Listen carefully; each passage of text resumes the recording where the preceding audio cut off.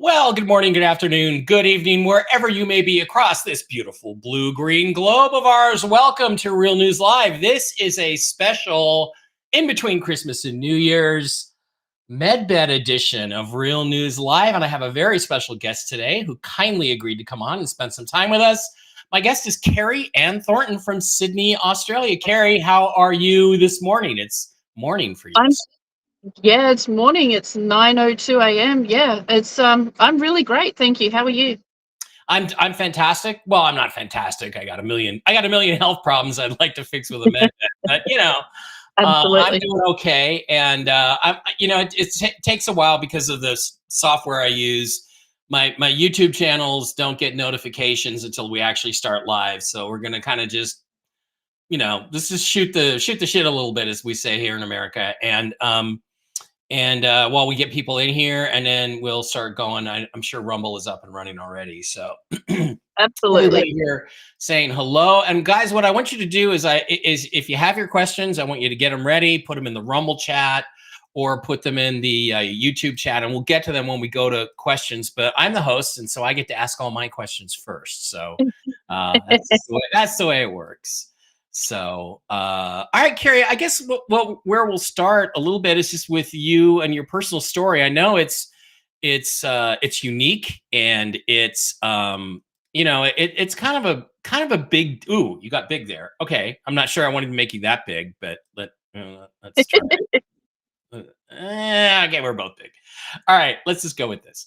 So how did you've been in, I've written about the secret space program. I've got a book called Hidden Agenda, NASA and the Secret Space Program, that came out about 6 years ago, where I just tried to nail down what evidence is there in actual literature that there was a secret space program and that it might have involved advanced technology. So you had some background in that. And I think that's where you first came across the Medbed technology, if I'm not mistaken. Is that correct? And just tell us, where were you born? Where'd you Yeah. grow up? And how did this happen to you?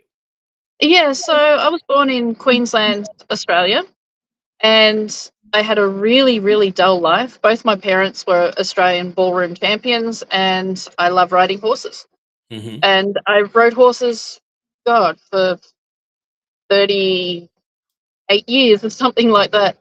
And what started my spiritual journey was I lived on a property, and the property was fine. It was in the middle of nowhere. Our nearest neighbor was several kilometers away, which was great. I love it that way. I don't like neighbors at all. Mm-hmm.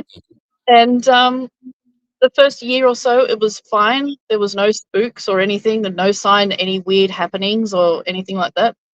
And then one morning I was driving on my way to work at 4 o'clock in the morning, and I was nursing at that time. And I look in the rearview mirror. I was on the freeway, and there was a man sitting in the back seat of my car. You can imagine 4 o'clock in the morning in a country area. Yeah, I'm not going to repeat what I said. It's not fit for any kind of interview or any kind of public. Oh, you can curse on this show. Don't worry about it. You can curse. Go ahead. And I pulled over as quickly as I possibly could. I got out. There was no one there. I thought, I've been working quite a few hours, a lot of double shifts, a lot of night shifts. I'm just seeing things. Maybe I just saw a shadow and freaked. Got back in the car. My day went smoothly. Nothing. The very next morning, it happened again. And that's when I started thinking, holy crap, now I'm in trouble. Now I'm seeing things that aren't real. And I did not believe in spirit. I didn't believe in ETs. I was open to the fact that we were not alone, but I certainly didn't actively believe in it. And I thought nothing of it for the rest of the day. And when I got home, my brother said, the weirdest thing happened. I heard you talk to me and you weren't even home. And I went, oh crap. And I said, well, now you mention it. Yesterday morning and this morning, there was a man sitting in my car and there was no one there. And I could see his whole outline, like there was actually a man. It wasn't just like a hologram or Or something a like that. It was, flash, yeah, out of the corner of no, your eye, yeah. yeah, it was a full man. I saw the whites of his eyes. He was a black African man. And I'm like, "Ah." So we just laughed it off and we thought, yeah, what if we were haunted? And we don't Yes, believe in hauntings or anything like that. We don't believe in right. spirit. But what if we were haunted? How cool would that be? And yeah, not so cool. It wasn't cool at all. For the next about 9 months, we had full apparition after full apparition. We had people talking to us when there was no one else in the house. We had our names called constantly. We were touched all the time. Every time I look in the mirror to put my makeup on to go to work, I would see someone else staring back at me. It was, I remember one time I was in the shower and it was a really old fashioned shower and with a shower curtain. And just like in the horror movies, the hand print coming down the shower Oh, curtain. ugh, Oh, yeah, I screamed my head off and I ran out of there, grabbed my towel, and I can't do this. I would be driving alone or with other people in the car, and I would have someone whispering in my ear, not in my head, but actually whispering in my ear, um, touching my neck while I'm driving. I'm like, I can't do this. I just can't do it. I'm going insane. yeah. So I rang every single psychic medium that I could find in Sydney, and everyone was like, no, sorry, can't help you. Sorry, I'm too busy, can't help you. I found one lady, she wanted to charge us $5,000 just to come out and have a look at what was going on. Like, Ugh, I have horses, I don't have that sort of money. mhm, No way, I wouldn't pay 5 grand anyway. And then we just put up with it for another month or so. And I was scrolling social media at work, and this ad popped up for my local community, and it was a beginner mediumship course that was starting that night. And I thought, great, I've never seen this psychic before. I'll ring her and I'll see if she can help me. And as soon as I got on the phone, she said, say no more. Don't say anything. You've been called. You've been called to work for spirit. Like, what the hell does that mean? Spirit doesn't exist. We're mhm. haunted. We want to get rid of them. I don't want to work with them. And she said, I've got a class starting tonight. Just come and have a look and see what you think. And I said, look, I don't want to work with spirit. I don't even believe really they exist. There's crap happening in my house and I want it gone. She said, Mm, just come. So I went that night and I walked in thinking everyone here is an absolute psychopath, lunatic. They're all delusional. They're all nut jobs, wackos. The whole psychics aren't real mentality. And she started talking about meditation, and I'm like, this is just ridiculous. Like, doesn't exist. What have I got myself into? And then we started meditation. I followed her instructions, and sure enough, I saw pretty much everything within seconds. What just happened? Going crazy. And then after the meditation, we all went round the group, and everyone said what they saw. People were saying, oh, I felt a breeze. One lady next to me said, I just saw an eyeball just staring at me. Mind you, she was freaked out and she did not return to the class. yeah, yeah. And oh, I felt this. Oh, I saw a tree or I saw a car. And then it was my turn. I'm like, I wish I only saw what you guys saw. I saw everything. I literally saw thousands of years of information flash before my eyes within seconds. And everyone's like, are you sure you've never done this before? I'm like, yeah, I don't even believe it. Like, why would I say this stuff? And then at the end of the class, everybody did a reading for somebody else, or tried to, as it was the Right. first class. And people were saying, I feel like you may have someone in spirit here, or, just the most basic things like that. I got up and for each person, I went blah, blah, blah, blah, blah, blah, blah, blah, blah, blah. Within 5 minutes, I just gave them like pretty much their whole life story, their past, their present, their future. And I'm sitting there going, oh my God, where's this information coming from? And I couldn't control it. Everything was just coming out. And they're like, you've been called. You're now a messenger for spirit. And I'm like, I just want them out of my life. They're like, nah, not going to happen.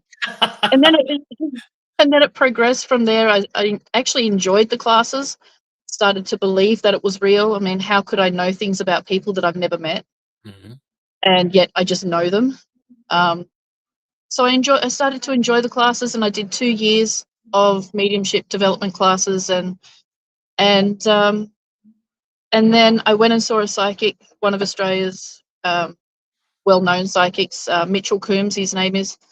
And at the end, he did a meet and greet. I said to Mum, yeah, we'll meet him and see what he has to say, or just say hello, pay our respects, say thank you for giving us your time. And as he was signing, I think it was a pamphlet or something, he stopped and he looked up at me, and then he went back to signing. Then he stopped and he put his pen down and looked at me, and he said, whatever development circle you're sitting in, you need to stop. You need to become the teacher and begin teaching. Ooh. And I hadn't even done a professional reading. I had done nothing at this time. And I went, thank you, thinking, you're a lunatic, you're mad, you're crazy. Nah. And I walked away and I said to Mum, God, be the teacher. Like, really? Come on, that's ridiculous. And a couple of weeks later, I was offered an opportunity to actually travel interstate to South Australia, to be the teacher, to give a workshop and to do a platform demonstration of mediumship readings. And I just thought, why not? I'll never know if I can do it if I don't try. So I did. And I learned more in a 6-hour workshop about myself, about spirit, about everything than I did in 2 years development.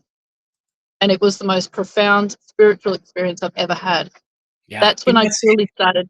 It's really Yeah, funny because that's, people, I mean, I've done a lot of TV here in the US and stuff, and people ask me, I've sold some books, and how did you do this? How did you get there? And I'm like, I said yes to everything, whether I could do it or not. exactly. And then I That's just did right. it. And I found, and Exactly. until you open your mouth, you don't know how much Mhm. you know until you just start sharing it. And then, wow. Oh, Exactly. yeah. Exactly right. And it just went on from there. I was invited to appear on Psychic TV as a guest medium. I did multiple radio interviews. It just went from strength to strength. Right. Then everything was going great with the mediumship part and the spiritual part. Everything was great. And then all of a sudden, one night in the shower, um, I had this download of information. I just saw myself teaching people to use medbeds, and by this time I had no clue what medbeds were. And I'm like, what's that? And then I watched a couple of sci-fi movies. Oh, okay. Yeah, like I got Elysium. onto yeah, exactly. And then I started watching David Wilcock, Corey Good, Emery Smith, Tony Rodriguez, Randy Kramer, those guys. And the more I watched them, the more I realized I already knew what they were talking about. Hmm. I had the memories of it. So they were just the trigger for my memories to return.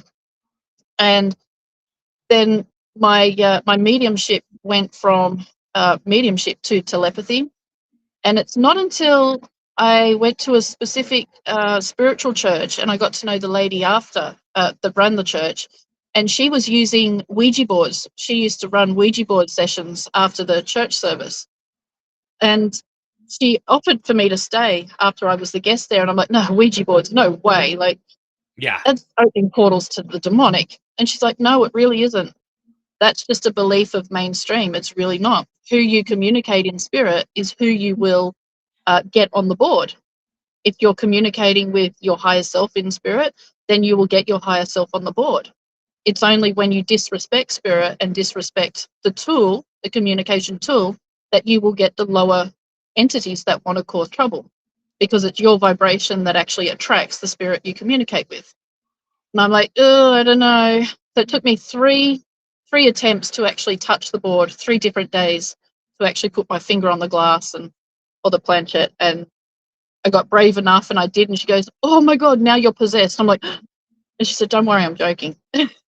So, and that's when I learnt that the beings I was actually communicating with the whole time was not spirit. It was actually the Venusians and Pleiadians. And that's when I learned that they're actual ETs. They're full advanced multi-dimensional beings. Now, And then Oh, Yeah, go ahead. it just No, went go ahead from and there to finish. there. Yeah, well, Venus is as far as we know in this reality, is a pretty inhospitable place. So the question, and I think personally, I've written a book about the secret history of the solar system, and I think Mhm. personally, the planet that Mars used to orbit exploded maybe millions of years ago, maybe sooner than that. And a big chunk of it ripped the shit out of Venus and Mhm. vaporized the oceans. And that's how it ended up in this sort of uninhabitable hell that it is now. So when you say that, I'm like, are you talking about Venus, but a civilization that's maybe underground and survived that or came there afterwards? Or are you talking about Venus in a slightly to the side density or dimension? Or explain that. Yeah. So the Venus, when we look at Venus through our telescope from Earth in our reality right now, we're Mhm. looking at a planet exactly as you described, unhospitable. Um, you can't live there. 800 degrees on the surface and all that stuff. Yeah. Exactly. Now, what we must look at is every single civilization or every single civilization that is 5D or above builds their cities inside the planets so that they don't have the weather and, the Natural surface temperatures and disasters. all. Yeah. Yeah. Concerns Yeah. about that. Okay. And that's exactly what we will be doing too in the future, is building our cities inside the planet so we don't get the tsunamis, volcanoes, all of that. So Okay. when we look at the Venus we're looking at, there are civilizations inside the planet, Hmm. but the civilization and the race that I'm really connected with or from is in another dimension. So if you put the dimensions side by side, you have to go through 3 dimensions to get to the one that I'm connected with. So it is multi-dimensional. And that's the same as Earth. There's many different dimensions on Earth. Mhm. Some of the dimensions on Earth have already destroyed themselves through Now, nuclear war, through many other things. So this is where it's really difficult for people to wrap their head around when it comes to ETs. It's not if you can see it and touch it, it's real. It's when people say about this reality of Earth or this reality of Venus, which one? Because yeah. there are many. Well, So okay. It's yeah. interesting. Would you describe it as dimensions or timelines? Because I know Jennifer, my partner, my Mhm. co-host, describes it more as timelines. Like in it, like there's 8 different possibilities in any given moment in time.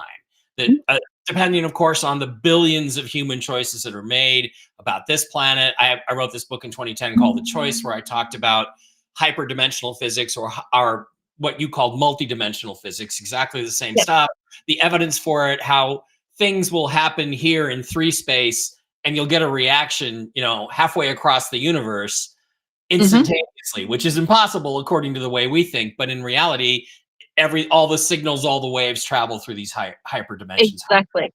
Yeah, So, exactly. so are you talking about timelines or are you talking about actual dimensional existences? Because when I say think of a different dimension, I think of, well, maybe slightly different laws of physics. Maybe we don't have to eat there to stay alive, that kind of thing. So what's the distinction No, you it literally is a different dimension, literally.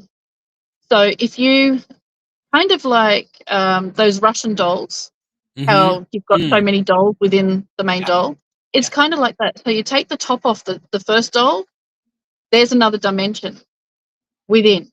Take the top off the next doll, there's another dimension, and so on and so on. And they all exist within themselves. So what we're talking about now is actually affecting every single dimension, realm, multiverse, every single cell, every bit of energy It that is resonates, ever in existence. right? So it resonates through everything, like your Everything. choices, That's the right. things that you do. So it's Exactly. important. It's important to think about that when you choose to Yeah, hurt somebody. That resonates through time and space forever, right? It creates exactly. and it contributes. 100%. Yeah, and And and every thought you have, like the moment you feel grief, the moment you feel unhappy, the entire collective of source responds to that thought, to that yeah, vibrational frequency. yeah. And a lot of the times have you ever found yourself feeling all of a sudden just really happy for no reason or really sad for no reason? It's because you're responding to possibly another you in another dimension that is going through something Having a good major. time.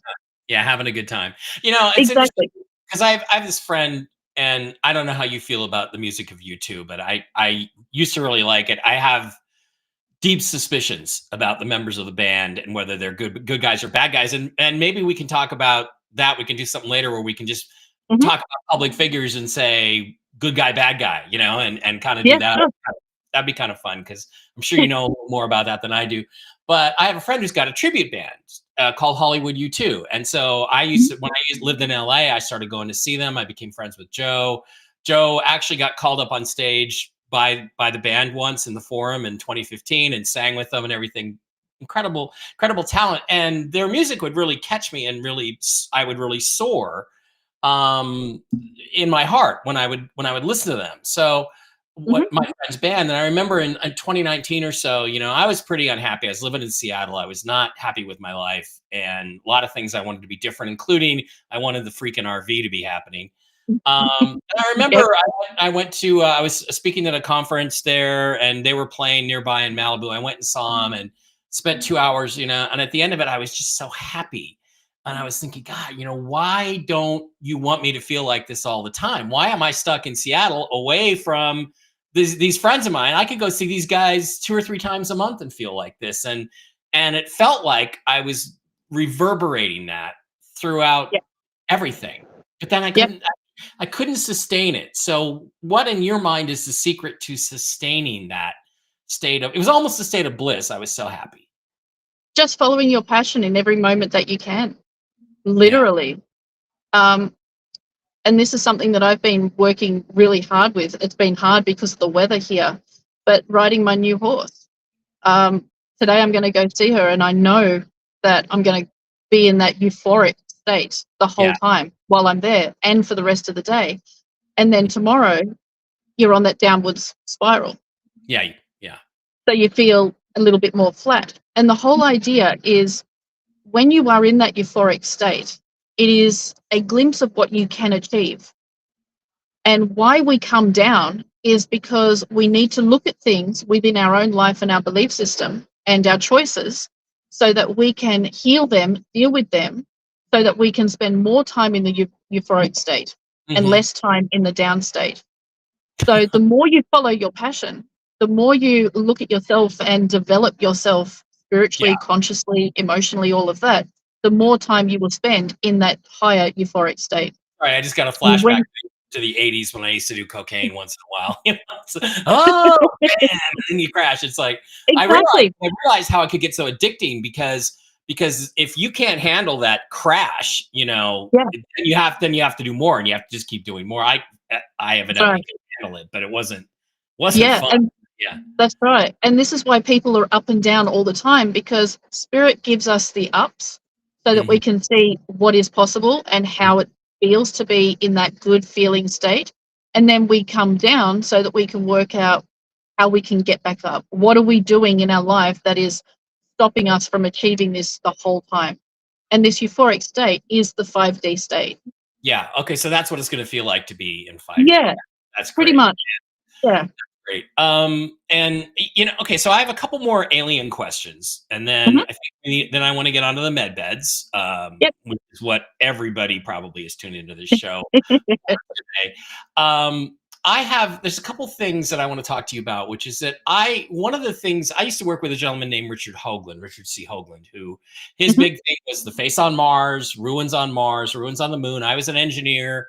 I was actually working at Boeing when I first came across a videotape of him speaking at the UN, and I ended up, you know, by saying yes to everything, and then God just putting everything in my path. Ended Yep. up writing with him and working with him, and we wrote a book together, which was very successful, and did some conference. Anyway, his thing was that if you really understand the physics that we exist in this three-dimensional reality, his theory was that all physics is local. In other words, the speed of light can be a little bit different in a different star system that has two Mhm. suns instead of one. Yep. And so people, you know, with all these things that we depend on to make our observations and assumptions about the universe are not going to work because we're in this localized mentality thinking that the rules here are the same as the rules somewhere completely different in the universe. Exactly. You think that's true, or yeah? Absolutely, 100%. And remember, everything is directional as well. Yes, So, vectors, right, right. Well, so I don't want to you know, scare you, but let me just tell you a quick story. I don't want to scare you too much, but as an aerospace engineer, I'm working at Boeing. This is like 1994, and back then it was just getting into the computers, right? But I have this manual, design manual, and I'm reading it about the principles of flight, and I just for some reason, it's like Scotty on Star Trek with my technical manuals, right? And yep. it says that we don't know exactly why airplane structure will crumple. We just know that under certain conditions, with this stress coming from these vectors, structure will fail. And then it says we don't actually know why airplanes fly, because the principle is that the air passes faster underneath the wing and slower over the wing, and it's curved, and then it pushes the plane up, right? That they call it lift. Mhm. But when they did experiments, they found there's like a 5 to 10% missing lift that should be required to get a 400,000-pound airplane off the ground. And then I thought, once I learned these hyperdimensional physics principles, I'm thinking, okay, we're on this planet. The planet is spinning, right? The planet is Mhm. orbiting around the sun. The sun is orbiting around the center of the galaxy. The galaxy is orbiting around whatever it's orbiting around, the center of the Yep. universe or whatever. And so it's when you add the additional directional vector, when you push the airplane forward, you're actually pulling down more energy from a higher dimension, which is what's giving you that extra lift. Yep. And that's Richard Hoagland's basic principle, which is that we can access any amount of energy we want if we just understand where it's coming from and how to generate it. That was more of a speech than a question. Exactly. Do you agree with that? Yep. I absolutely do. And also, what we must remember too is our technology that we have to measure, like the Earth's pressure and the atmospheric pressure and all that, is Hmm. nowhere near capable of figuring these things out as well. So, the higher you get from Earth, or the further away from Earth you get, the lighter everything becomes. So, even if you go up 10,000 feet, you're already 10 times lighter than what you are on Earth, Right. on the ground. Because So, gravity, of course, gets weaker. yeah, yeah, and also magnetics. And as you were talking, I was just getting information as well, is that the magnetics of the universe, we think of, space as nothing. There's Mhm. nothing out there, but there's a lot out there. There's energy, there's magnetics, and even from the Earth, we know we've got two moons, the white and the black moon, which keep the Earth stable from wobbling and I all didn't that know that. kind of stuff. Okay, I didn't know there was a black moon. That's fine. Yeah, the black moon is the opposite side of the white moon, and Okay. there's no one there. It's literally technology to work with the white moon to keep Earth stable. Okay. So yeah, and the higher you get, the more vacuum from space you get. So it's pulling the planes up. Mhm. Mhm. So I like to tell people, people will cite experiments with me, right? Like, oh, well, they put an atomic clock on an airplane and they flew it up to 100,000 feet and time passed, faster. And I'm like, no, it didn't. I don't believe that. Maybe I'm wrong. I'm like, time does not exist. Clocks exist. All we know is that if you put a clock at 100,000 feet, time is recorded. It operates differently than it does at sea that's level, right, right? That's what we know. exactly. So the assumptions that the scientists, the people who are supposed to be leading us, make are generally false, I think. That's right. So we You have this cannot whole, believe the science. yeah, Science is based on the human ability, or the human mind's ability to comprehend information. okay, And we yeah, are such babies. Our I know. 3D human mind. If you think about the human mind as the Bible, open Mhm, the Bible and read the first word. That is what our human mind is capable of comprehending. And then you right. got the whole rest of the Bible, which we're not even nowhere near ready to turn the first page, let alone You know, anything else.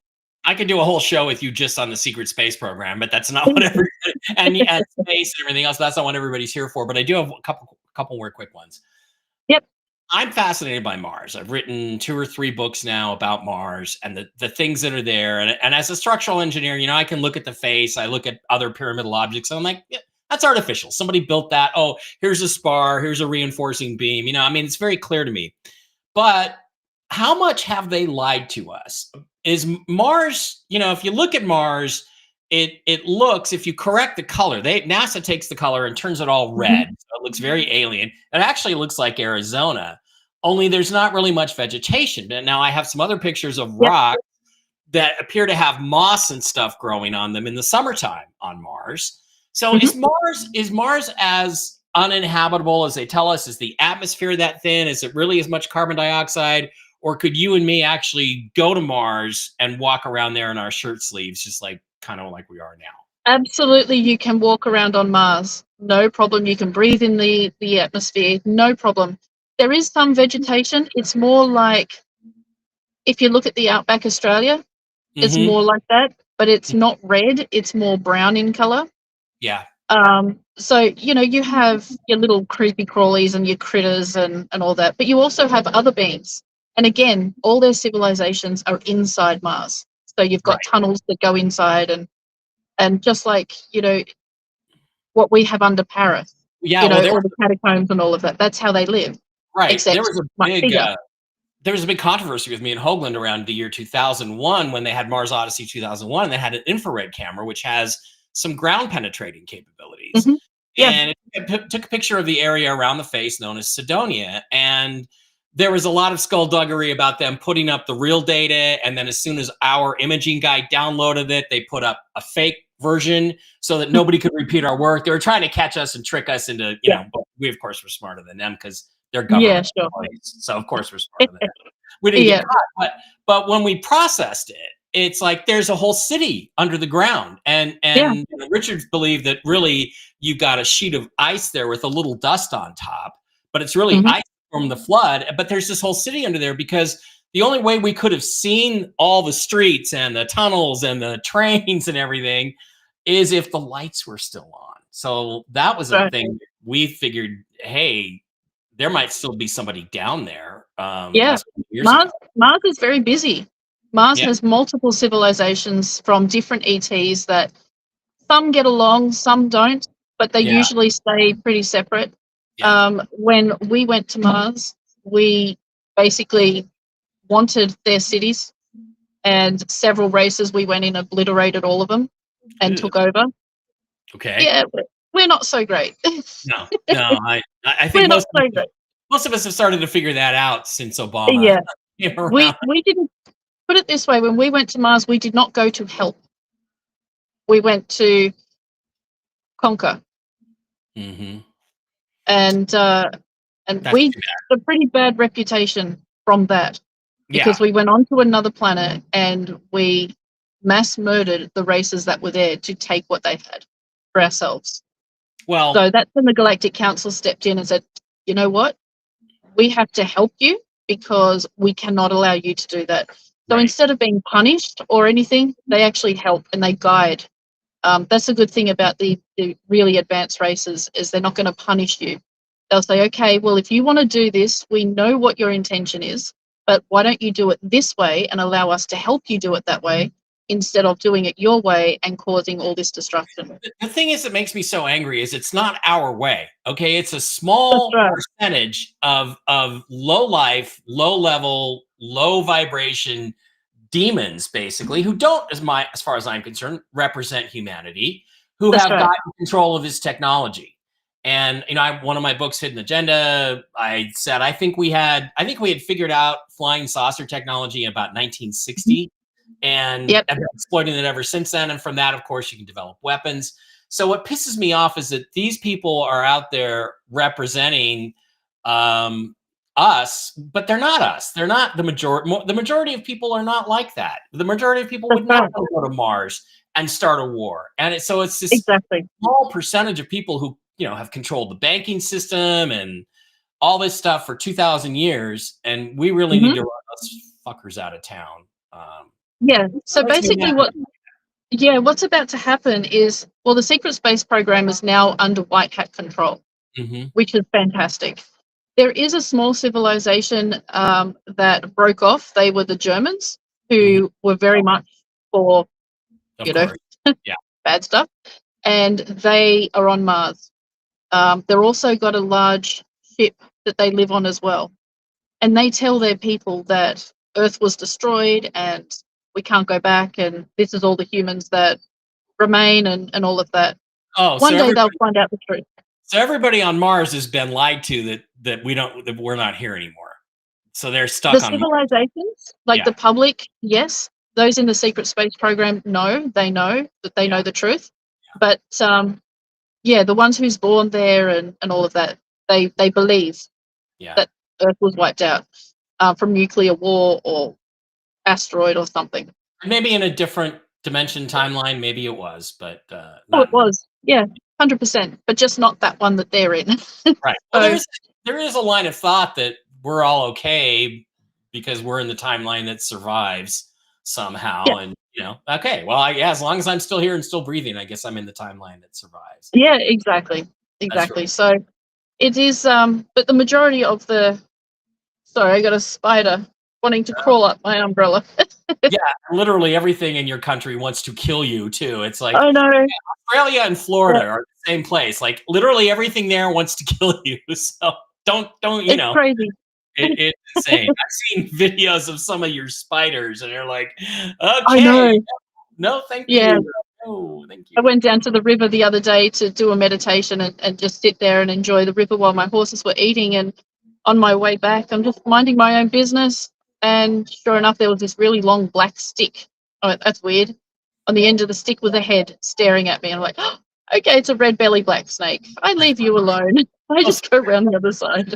Those are bad. Okay, folks, those are bad. Well, red belly black snakes have a really bad reputation. They are the most dangerous snake. But to brown snakes, who are the dangerous snakes to humans, red bellies would more likely headbutt a human than harm you. Okay. But they are extremely dangerous to brown snakes. So I was happy when I saw it because it means that I'm safe from the brown snakes. I'm here in Nevada. It's just basically dirt, and there's hardly really even any scorpions or anything. So we're good in Las Vegas, Nevada. It's funny, I had a friend, Denise Zach, who is the best animal psychic I ever knew, and I used to be very close with her, but she had to give it up because it's so painful to her. Like she would feel everything when a pet would pass. So she's not doing that now. But she told me, she said, cats and dogs don't understand English, but horses do. Horses understand your language. They learn it. They can't speak it, but they learn it. And I'll be damned. I went to visit her once in Chicago, and she took me up to visit Steele, her horse. And I was talking to him, and every time I'd say something to him, he would respond. And I said, "Hey, Steele, can I take a picture of you and put it on the internet?" And he turned his head and he said, "Yes." And then he posed for me. I still got that picture. It's great. So you do know that your horses can understand what you're saying, regardless of. Absolutely. Okay, good. Yeah, that's good. That's good. I wish Absolutely. I wish my kitties and doggies could, because I'd like my kitty to stop scratching her ear, Miss Fluffy Muffy. Well, when you talk to animals, the same as when you talk to people, talk with your heart. So whatever you say with your voice, say with your heart, and that's how they will understand you. Okay, well that's a great tip. I think we all do that consciously, but not so feel the information that you're giving, and they'll understand. Okay, well that's great. Also, the thing that got me was you like to live in the rural areas, and I don't. And I don't have any real alien memories, except that I was obsessed with them from the time I was a little boy, right? But I like living in the cities because it seems like it's harder for them to come and get you in the cities. And I was just going to tell you a story when you were talking about living out in the farmland that, my mom and dad grew up in Nebraska and Wyoming. And my dad had one really odd experience when he was a kid, but it wasn't anything alien. But I was sitting there with my Aunt Arlene and Uncle Johnny, and they were both from Nebraska. And my aunt said, this is like 89 or 90, said, we got to go get grandma, her mom. We got to go get grandma off the farm in Nebraska. And I'm like, well, why? And they go, well, because she just can't take it anymore. And I said, well, can't take what? And she goes, well, the men coming around all the time. Men? Yeah, the little men that come around all the time. And then my mom, my Uncle Johnny, told a story about one time mom and dad were in Lincoln, Nebraska, going to a movie one night, and these glowing things came in through the windows, just like passed through the windows, and they were opening and absorbing energy off their chandelier and all this stuff. And it's like, if you Mm-hmm. talk to people, especially people that have lived in rural areas, all Yeah. of them have weird experiences. Why do you think that is? Yeah. Why do you think? Is it just that life is slower there and you notice this stuff more, or what do you think it is? No, I think because the human consciousness, like the collective consciousness, is not yet at a point where they can accept life from other planets. Mm, And in rural areas, there's less chance of being seen. okay. There's more opportunity to show themselves Yeah. um, for the physical eyes to see, not just the dimensional eyes Yeah. Well, or like the third tell eye. that to the guys who, the aliens who landed in people's backyard here in Vegas last year. That was pretty wild. No, I That was talked to funny. I talked to a Las Vegas PD guy, and I said, "Well, come on, what happened to the body cam?" He goes, "You're never going to see the body cam footage." And I said, "Why?" And he goes, "Because of what's on them," which is big time. Exactly. All right, Yeah. let's flip over to the medbed thing. So you got this message that you were to teach people about this, and you are doing that. I think you're absolutely fulfilling that function. So, I guess where I want to start is let's talk about the technology. Mhm. I know that you get this a lot. I was talking my brother Dave, who you just met briefly before the show. He came to me about 2 months ago, 2 or 3 months ago, and he said, "I had a dream last night about medbeds." And I said, "Oh, what was it like?" He goes, "Well, because I was laying there, and they took this thing that looked like a wand, and they scanned it over me." And he said, that was really weird. And then literally like a week later, you started talking about how they have this wand device that they scan you with when you first go there. So it's totally weird. He's had a dream about that. And he also had a dream about the exchange process, the RV exchange process. Yep. And he described it to Mark Z, or Mark Z if you're Australian, you call him Mark Z. And Mark has actually knows people who have redemption centers and actually went through the process years ago when they thought it was going to happen as training. And he says that's exactly the process. So Dave's got some weird thing. So tell us about the wand, and then we'll talk about the technology. There's different kinds of beds, and so Yeah. shoot, go for it. Yeah. So the healing wand, you you can use it as a scanner. You can use it as healing. Pretty much, it heals pretty much anything and scans anything biological. So plant, animal, human, fish, anything. And basically, it is a mini med bed in your hand. So it's about a foot long, maybe a foot and a half long. And I believe that the handle actually retracts when you're not using it, so you can carry it around in your backpack or your handbag. Yeah. And yeah, on the end, one end is obviously the handle. On the other end, there is like a screen. It's like a rectangle shape, and you press a button, and you hover it over the body or the part or plant, whatever, about an inch and a half above. And on that screen, it will show you if there's a fracture. It will show you if there's a tumor, splinter, abnormal cells, anything at all. It'll show you. It'll come up on that screen. And then you can use that as a diagnostic, or you can press another button and it'll heal it. So you keep it there, hovering over that part of the body, and within minutes, that broken bone or whatever is healed. So So it's that's a mini bed in your hand. yeah, it's a healing wand. That Yeah, because can we say the other guy's name? The J guy, JR? Can we? Is it okay if we talk about him? yeah, go for it. Jared Rand, because he talked Yep. about how at some point med beds are just going to be like another appliance you have in the house, like your washing machine or your dishwasher or something like that. And I thought, well, I wonder how they'll do that. But this makes a lot of sense in terms of a simplified technology That's that right.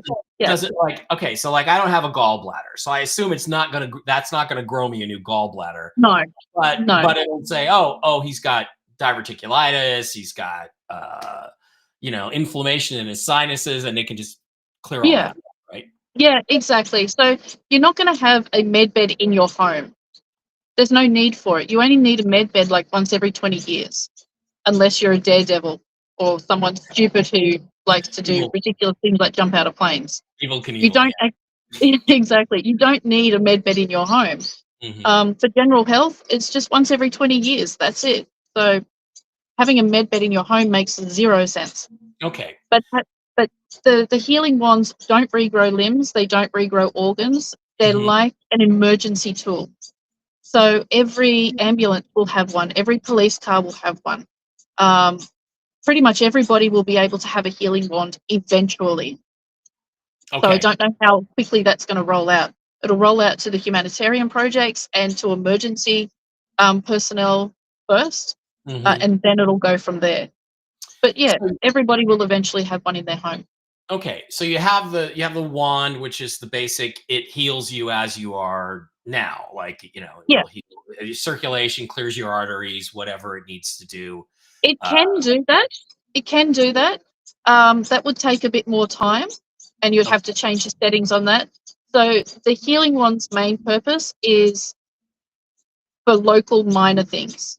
okay, so you got the flu and you're really sick and you're done. You don't want to throw up anymore, and it scans you and it fixes whatever is going on with your body, like that. Yeah, Like so if you again for something like that, you would have to change the frequency for it because it's okay, all based on frequency.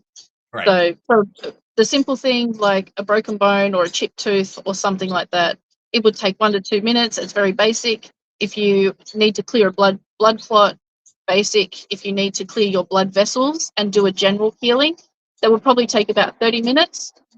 Again, you would have to switch the cycle of it. So Okay, so there are I hear what 3 or 4 different kinds of medbed technology. Is that mhm. correct, or is it which one is it? Is it Yeah, there's three. There's many more actually. There's a lot more that's Mhm, being developed, but there's three main ones that we will be using. So you've got the general healing med bed, which you basically just lay on, and a holographic image is above you, and you can see everything being healed. A general healing for a healthy person would take no more than 10 to 15 minutes.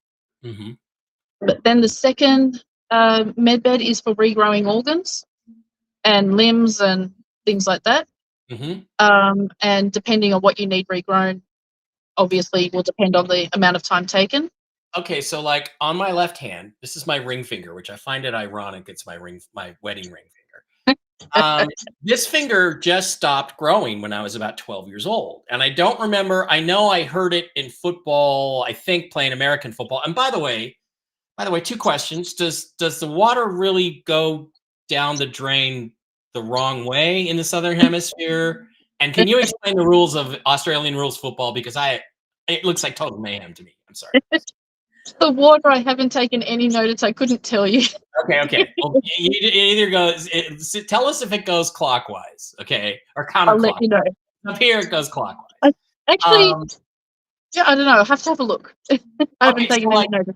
like in the first level med bed, can I say, look, this finger should be as long as the other one on my right hand, right? There's a whole joint difference there. It just Yep. stopped growing. I don't know if it just was a genetic thing or if it was like the switch just got turned off or if I injured it. I don't really remember. I was 12 years old. So would the first level med bed like fix something like that? Because that's Absolutely. okay. Yeah, it would because it's a general healing. Yeah. Okay. You know, So the general healing takes your body back to perfection. right. Okay. So the limb and organ regrowth is Mhm. something a bit more specialized. So for a little finger, no problem for a general healing.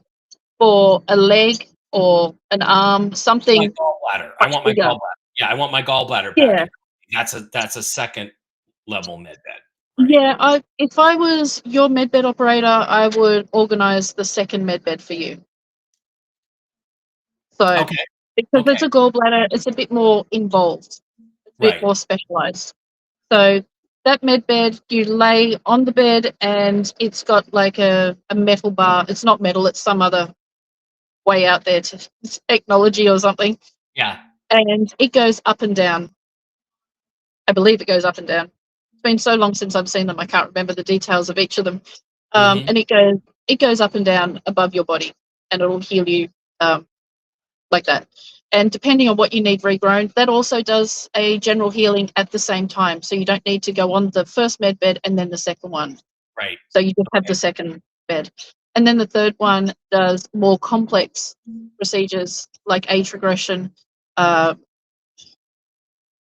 multiple like severe MS, MS. I have Really a severe things. yeah. You know, Mark has. I think it's MS that Mark has, and Yeah, so you can go into a third level med bed. And you know, people with genetic diseases like that, people that have had strokes, yeah. I imagine, um, It older. depends on the severity.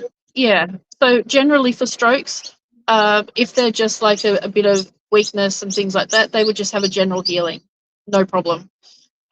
If you take someone who's on life support because they've had a massive accident, they could just have a general healing, but immediately I would put them on the third bed, just because it's more specialized and stronger. It's for yeah. If you get my drift, it's more Yeah, detailed. yeah. The strength in it's a lot more. Yeah. So, it's almost like buying a car with more options on it, right? It's Yeah. like you just Exactly. this one also has air conditioning and then, you know, all electric Yeah. doors and the rear gate comes down. If you just push a button, you don't have to actually put yeah, so Ex- it's like exactly. So for yourself, I would put you on the second bed. For Mark Z, I would put him on the third bed. So yeah, and now for myself would be on the first bed. I All hear good. rumors about this thing that called the celestial chamber where Hmm.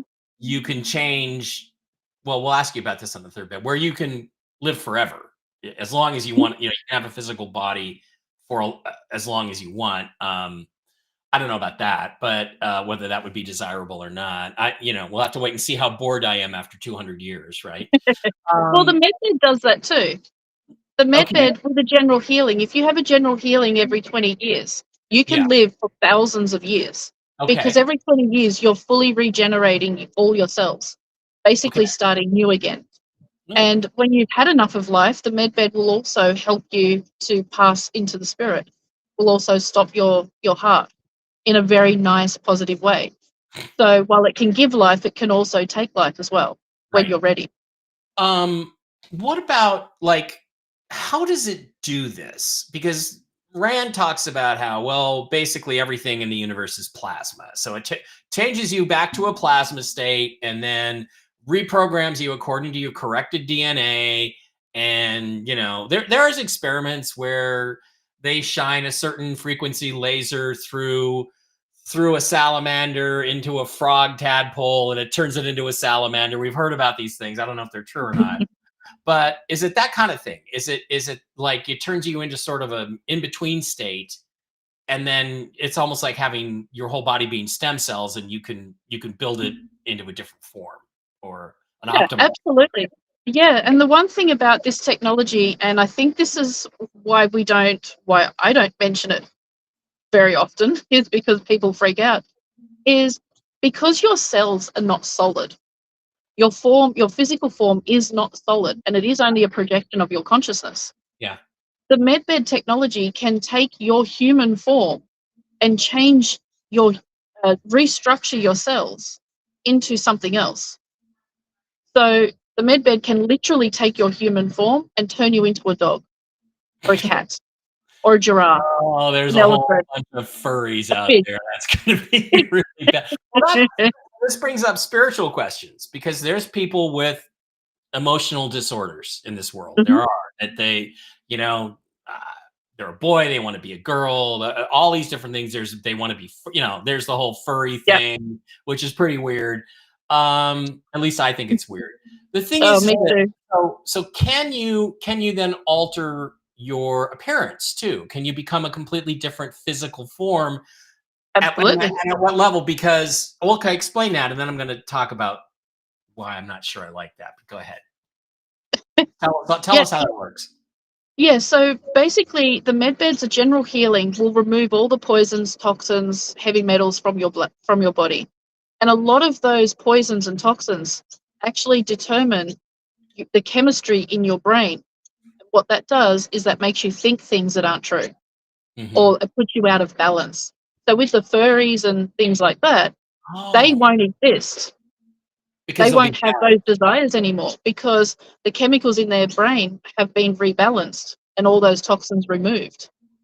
So they won't want to be a furry anymore, which I'm trying very hard not to burst out laughing right now because I find it hilarious. Well, I don't know. I But just saw some video the other day where it was like a comedy video about this couple, trying to like both ask each other. They wanted to both be furries, but they were both afraid to tell the other person that's what they wanted. It was just Exactly. hilarious.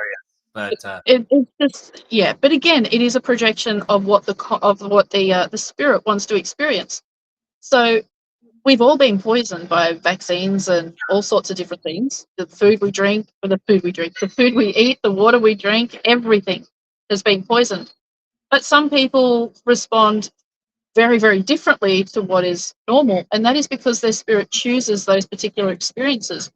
And those when they go challenges. through they go through the med beds, they're going to have memories of wanting to be a furry, and they're going to be most likely embarrassed and think, "Oh my god, what the hell?" Oh, okay, How do they get off on possibly. that tangent? Yeah. Yeah, but it's not the embarrassment. It's not the idea of it. It's how do they work with that experience to move forward in a positive way in their life. So how do they use that experience mentally to move forward? They may become counselors to other people who have also gone through the same or similar thing. So it is a positive thing. And we look at things like furries and all of that as possible mental disorders or just role playing, But it's you could actually call it that. it's It's actually actually setting them up for a yeah. positive future. And they Okay. can either use it to better themselves and learn from and help others, or they can go the other way and really sink back into themselves and destruct their life, basically. And that's Yeah. when people go to drugs, go to alcohol, is to um, numb those thoughts and feelings that they once had, and they Yeah. can't deal with it. So it is an opportunity that the spirit gives the human mind and gives the person to really test themselves to use it in a positive way.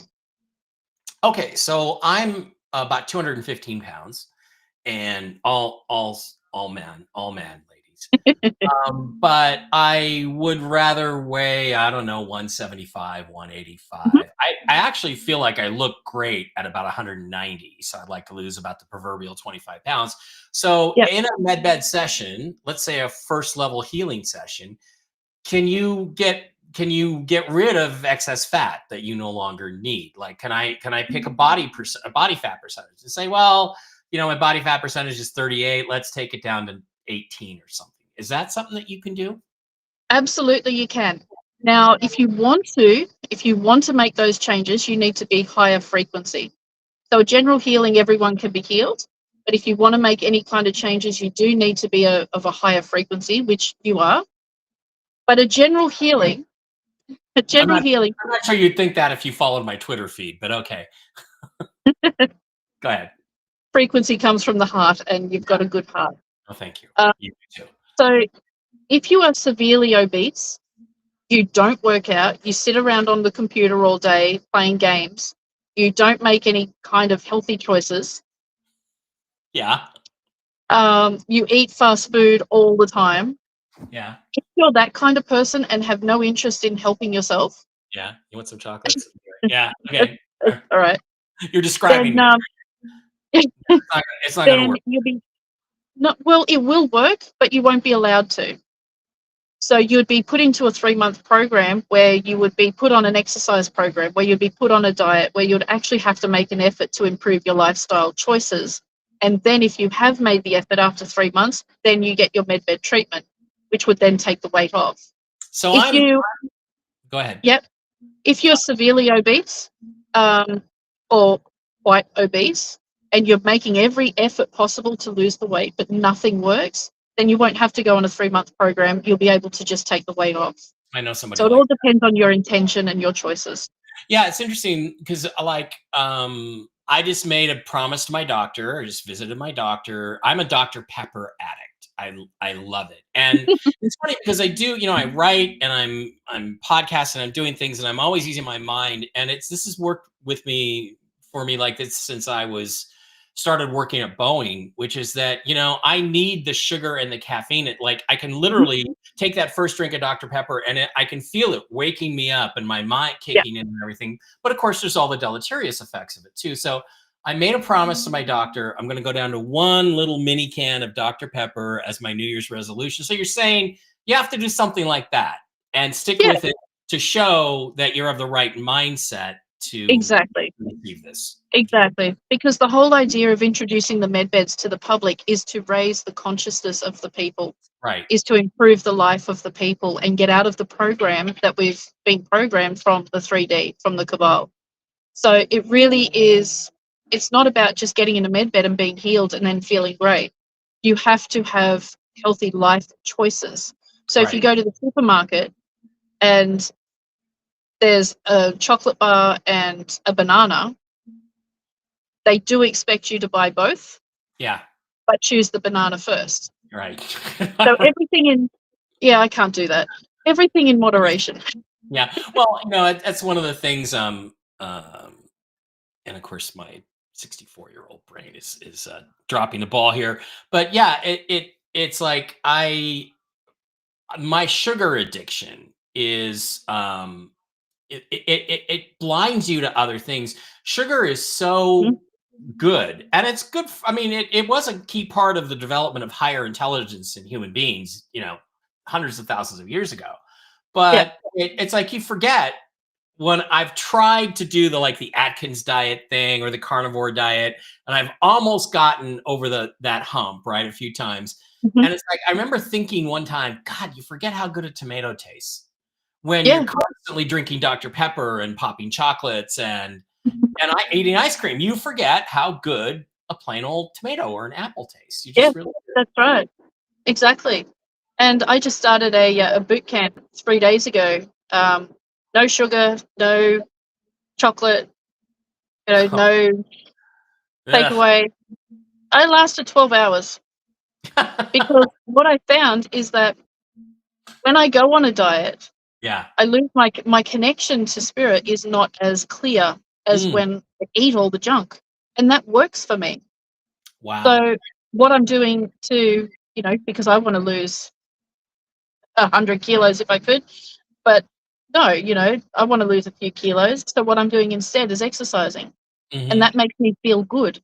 And as I was told yesterday, the moment you focus on losing weight is the moment you're not going to lose weight because that's your focus. So you're manifesting the weight as you're trying to get rid of it.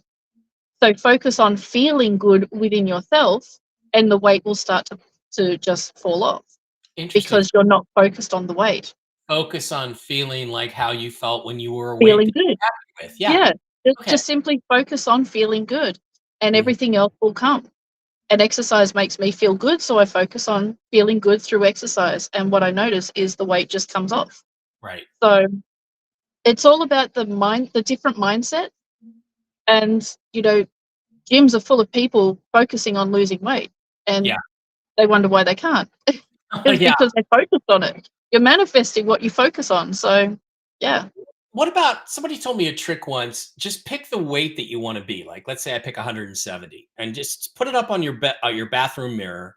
So every time you go in the bathroom and you look in the mirror, you see 170. You think that works? I don't know. I've never No, really had it work.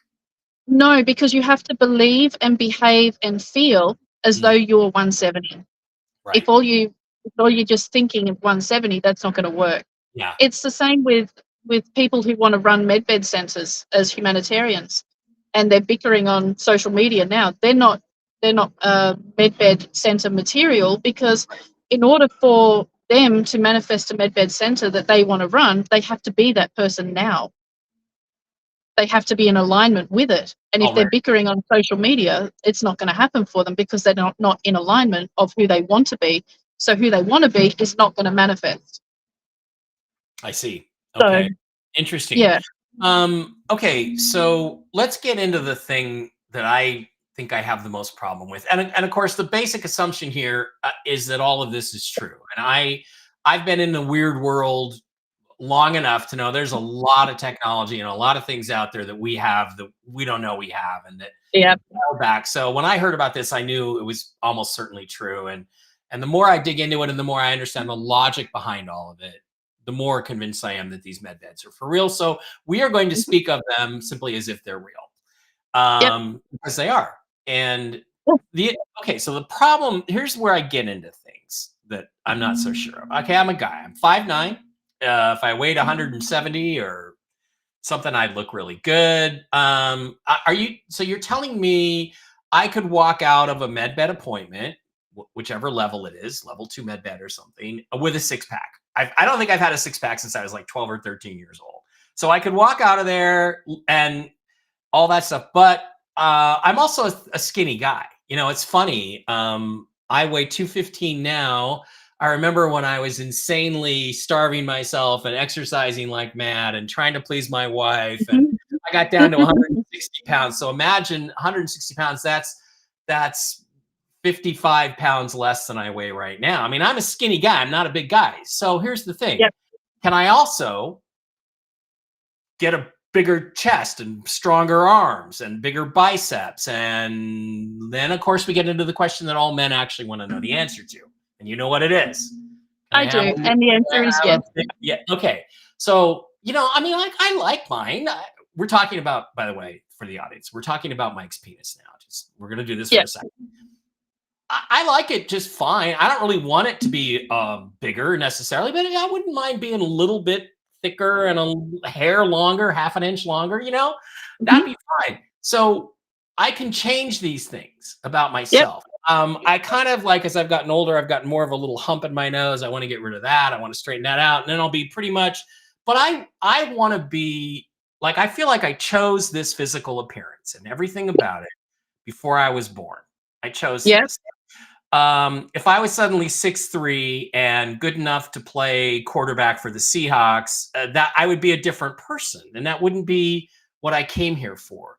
So, then the question gets to be, is like, okay, is 5'9", 5'10", is that tall enough, or do I need to be 6 feet? If I'm 6 feet, I'm going to be more attractive to women. If I have bigger muscles, if I have a slightly bigger Johnson, or whatever. Then why not just change everything about me? But then I feel like I've lost the direction my spirit chose for this lifetime. So if people can do that, is that okay? I mean, I can see if you have a cleft palate, something like that, but how is that okay? How is that okay? And do you think humanity is ready to have that kind of control? Well, I asked this of Archangel Sandalphon, and I had a really good conversation with him. He's really wise, by the way, which annoys the hell out of me sometimes when I want to argue, but he's really cool. And he said, think of it this way. The physical body is the canvas for the soul. The physical body is the canvas for the soul. And this is the reason why they put a minimum vibrational frequency on the med beds in order to change anything about yourself. Because people not in a higher vibration will not be able to handle it. They get addicted to plastic surgery. They don't like themselves because they're running away from themselves. They have self-image issues. Where if you're at a higher vibrational frequency, you're happy with yourself. You know, everything's perfect. So then your body becomes the canvas for your soul. So your body is the artist. You are the artist of your canvas. And there's another thing you can change. Right, which is that, you know, when a girl chooses to be with you, right, when she decides she wants to be with you for, you know, whatever length of time that might be, it's like she's choosing you. But if I turn myself into a Ken doll, is she really choosing me anymore? So there's a certain like level of, I don't want to say satisfaction, but affirmation that that I'd have to question. And I'm like, you know, is the world really going to be that interesting if we all look like Barbie and Ken? Well, if a girl chooses you for you, she won't care what you look like. If she's choosing you for your looks, then she'll have a problem with it. Yeah, well, she'll care a little bit. I mean, come on. Come on, Kerrie. So, because remember, we're moving into a conscious society where the physical body means nothing. Yeah. It's all about the consciousness and the spiritual connection with each other. And this is where people have a problem with age regression, having an 80-year-old looking like a 25-year-old. 25-year-old is going to ask out another 25-year-old when in fact they're actually 80. Yeah.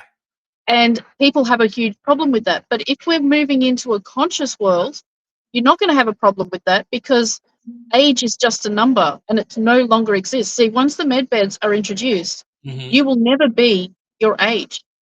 your physical age, because your physical age with a general healing is going back 20, 30 years. That's See, just with a general healing. that's interesting because I have an interest in a young lady who is 24, Hmm. and involved in aliens and secret space programs and stuff. And and I'm interested in her, and I know we like each other, but there is a big age difference. But it's Hmm. like if I age back to 35, because here's the thing, I'm already a somewhat well-known, not well-known, but known public figure, right? People know Yeah, who I am. People have seen me. So if I suddenly turned up looking 25, nobody would take me seriously, I don't think, as seriously as they do now. But if I was 35, I still might have a little bit of age on me, appear. So then that age gap would be, I'd be 25, I'd be 35, she'd be 25. So then it would purely be about how we related on every other level, right? So then that's right. okay. So Yeah. And um you're still thinking in the 3D mindset yeah, where you're looking at the visual rather than the spiritual. So if you think about when the hybrids and the ETs come, they are millions of years old, millions of years. And even when we receive our memories back, we will realize we're millions of years old. So age and the yeah, like physical, it I've got doesn't all even my come other, into it. so I'll get Yeah. all my other lifetime memories back. It depends if you're ready for it. You will Okay. get what you need back. So you won't get all back. You will Yeah. get what you need. So what's Well, relevant to this lifetime? yeah, because don't you bring like you don't bring every lifetime into this lifetime. You bring No. maybe certain specific ones that you want to work on, issues you had, from Yeah. before, so, right? Yeah. So, Yeah. yeah, like, Exactly. what's my fascination with German tanks? I'd like to know that. Where did that come from? Not anything after World War II, just Panzers. I don't know why I'm so fascinated by them, but there's that. Yeah, maybe I'll find that out. Yeah. And Yeah. ancient Rome and Mark Antony. Why am I so fascinated by that? So, okay. So, one, I guess, last question before we go to like the general audience questions, which are going to be Mhm. ones I'm sure you get all the time, which is, how long do you think this process takes? Let's assume the RV happens this week, and Mhm. yeah, yay, we're all ready for that. Yep. And we get the med beds in January. How long do you think? I mean, I look at it and I say it's at least a generation before everybody gets used to this idea. I think there's a lot of folks who are not going to want the med beds because they're not going to Correct. trust them. Yep. And then the same thing with the monetary reset, which is that, I think there's a lot of people, it's going to be a while before the human race is ready to work without money. I think Yeah. we're always going to have this thing where there's going to be rich people and maybe not poor people anymore, but people that have less. And I feel like with humanity that we need that challenge, right? There needs to just Mhm. doesn't there need to be something like, I'm 64. I was an aerospace engineer. I'm basically retired. I don't have to be doing anything except sitting around watching sports, collecting my pension, and hanging out at the bar with the boys once in a while. But I'm constantly driven to do things, to write books and to do shows and to be on these kinds of interviews with you because I want more. So, Yeah. how long do you think it takes before humanity reaches a point where that's not necessary for us? Because I look at like, oh, okay, you take this 22-year-old dude and you give him pure health and universal basic income, and he's going to sit around and smoke weed and play video games all day. So am I wrong about that, or how long do you think it takes for us to get to a level where we don't operate that way anymore? We all do Yeah. something, you know? Yeah. Look, it's going to take a while. I think at least 50 years if we stay on this projected timeline that we're Yeah, on right now. yeah. I think it'll speed up once full ET disclosure. It'll speed up a lot because that's when people will go, well, now there's so much more opening up to me. When people get out of the slave system, when they're no longer having to work to survive, and That's right. they'll realize their passions, they'll realize what they actually love to do, Hmm. and they'll be able to do it. So they'll have that freedom, Yeah. but it will take a while. And one thing that Ra has always told me is when the RV happens, never look at price tags. Don't look at price tags. And the reason is because we're so focused on can we afford it? Can Hmm. we afford it? We're in that lack mentality that when you don't look at price tags, you're out of that lack mentality, which brings in more abundance because I you know remember you can afford it. there were times So, when yeah, when I worked in LA, yeah, I was making great money, and I mean, it's $20 to valet park here at this nightclub. Okay, well, I'm going to make that the first 13 minutes I'm at work tomorrow. So here you go, and that yeah, is true. And then that's was right. interesting.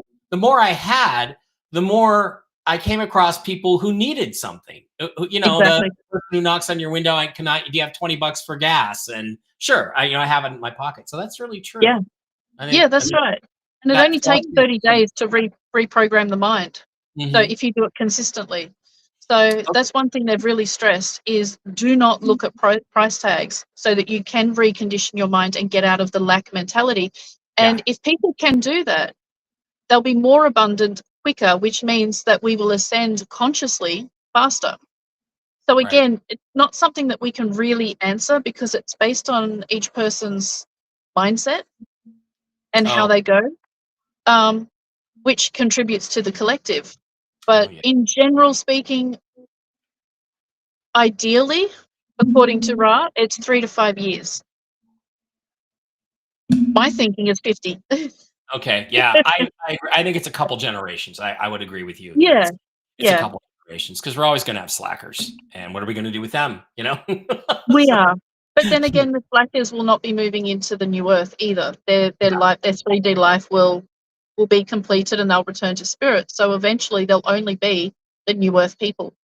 yeah, So the new earthers, we'll call ourselves yeah, that. yeah, the Okay, new earthers, exactly. my brother Dave has a question. Do you age after a med bed treatment? I assume you age at the Yeah, same pace, but you're going to be no, so optimized health wise. Sorry, yeah, you're going to be so optimized health wise. The age is not going to show, right? that's right. So if you take now, right now, you age over 20 years, you age 20 years. After Right, Medbed, for 20 years, you'll age maybe 3 or 4 years. yeah, So it's a lot slower because you're healthy. right. Your I body remember can actually do its job. when my dad was 50, he was so old. He smoked Yeah. cigarettes, drank that rot gut coffee they used to have in the offices in the 50s and 60s, and Yeah. his hair was all gray, and I was 50. I mean, I look like a freaking rock star, I was the best I've ever felt in my life, probably. Yeah. And I know that people age slower because we're generally healthier than we Yeah. probably were then. Correct. Yeah. And also we're moving into energy fields, I believe, where there's more life energy overall on the earth. That's right. Yeah. So It's a lot more positive yeah, energy coming in. So we're moving into the higher frequencies, which right, means that we're taking in the more positive energy all the time. right. And that is slowing down the aging process Yeah. because You know, our cells are basically almost like stem cells. You're regrowing your cells all the time yeah. in a positive environment, where in a negative environment, your cells are dying, Now, which if I is could causing you to speed up aging and get sick. regrow the hair on my head, then I'd be much happier. I've told God that, well, actually, Jesus. I told Jesus, you know what, dude? If you give me back this hairline, and I'm going to find it. If you give me back this hairline, buddy, I'm going to. Well, I'll show it to you in a second. I promised him I'd wear my hair like this for a year if he gave me back my 1980s hairline, which I will look up in a minute. Okay, so we have this new world that's at our fingertips, right? And Mhm.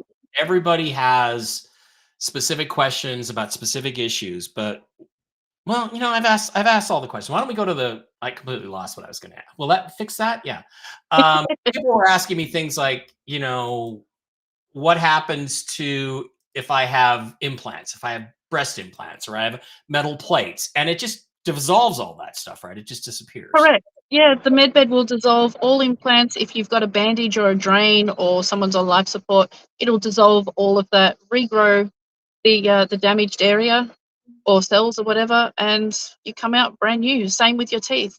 The medbed will dissolve all your teeth and regrow brand new teeth, unless you want That I need. unless you don't want that Yeah, to I've happen. lost a few teeth. No, I want all my teeth back. I want my wisdom teeth Yeah, back and everything. So yeah, yeah. I'm totally down with that.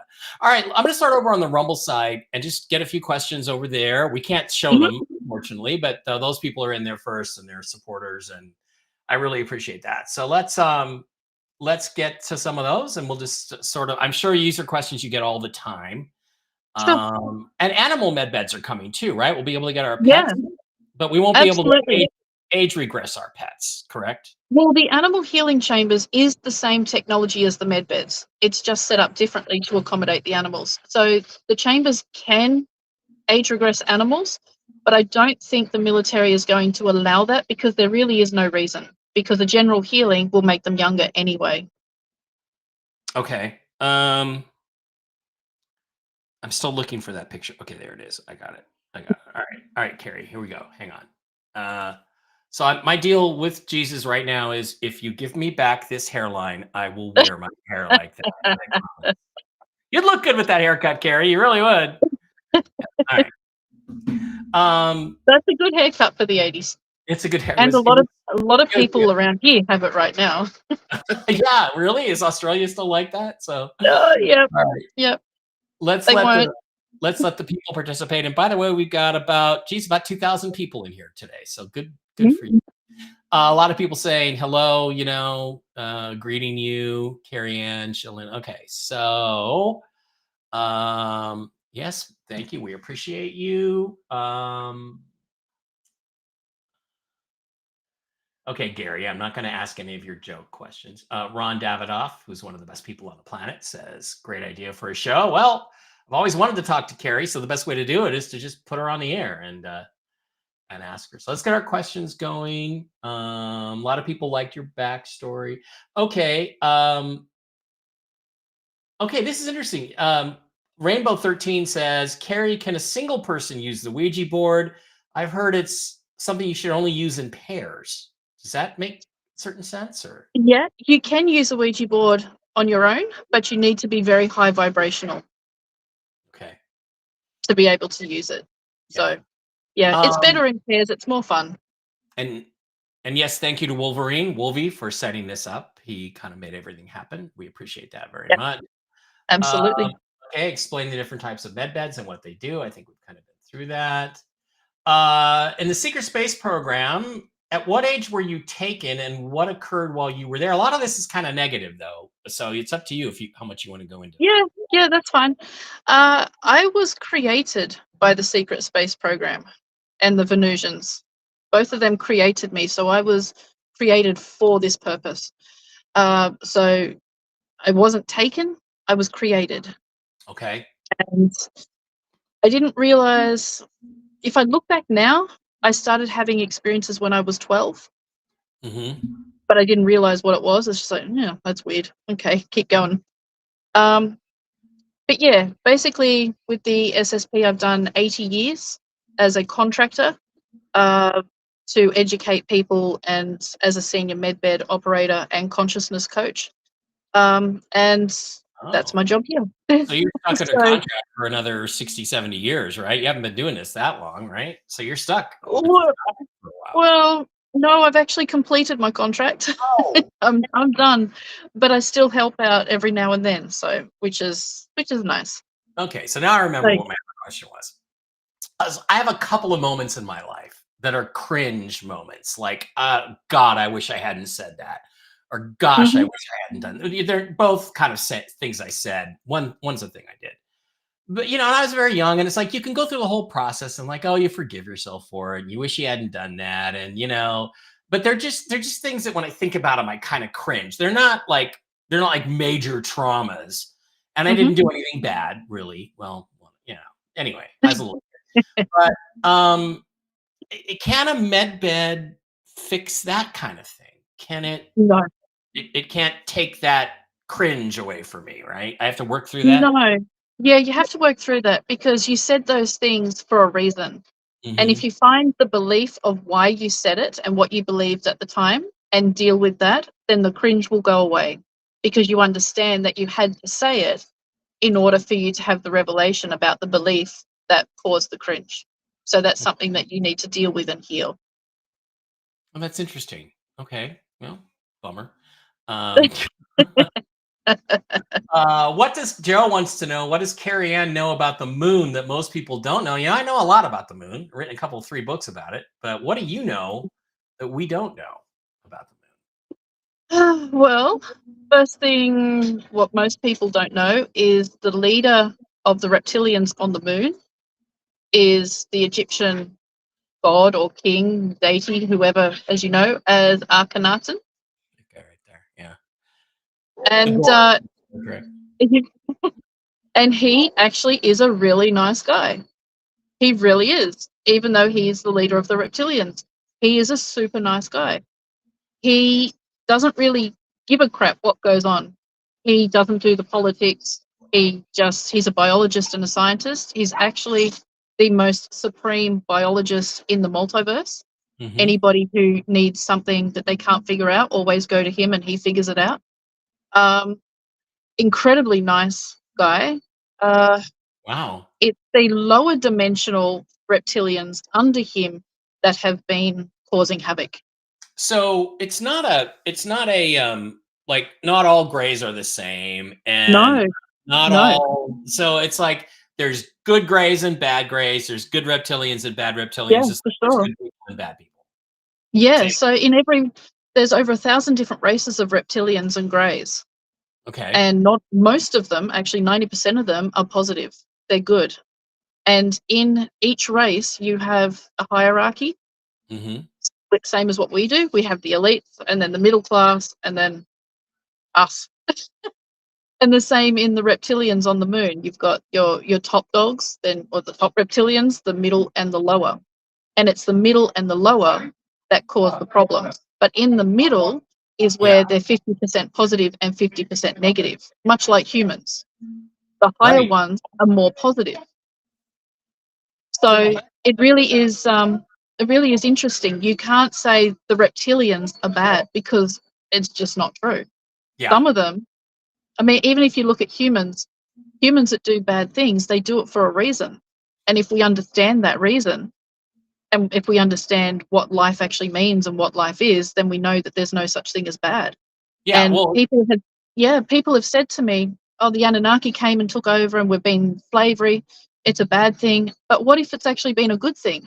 What if the Anunnaki came and took over Earth to show us how powerful we are, to give us an opportunity to find and discover ourselves and our true power and strength and light within? So Mm-hmm. you can take everything as positive and negative. And I see the reptilian as a positive. And what would your impression of humanity be if you met, Stalin was your example or something? It's like it wouldn't be very good, right? Well, those guys are, a bunch of dicks who came in and slaughtered everybody on Mars, right? As But opposed to again, it depends on what vibrational frequency you're in and what level of consciousness you are.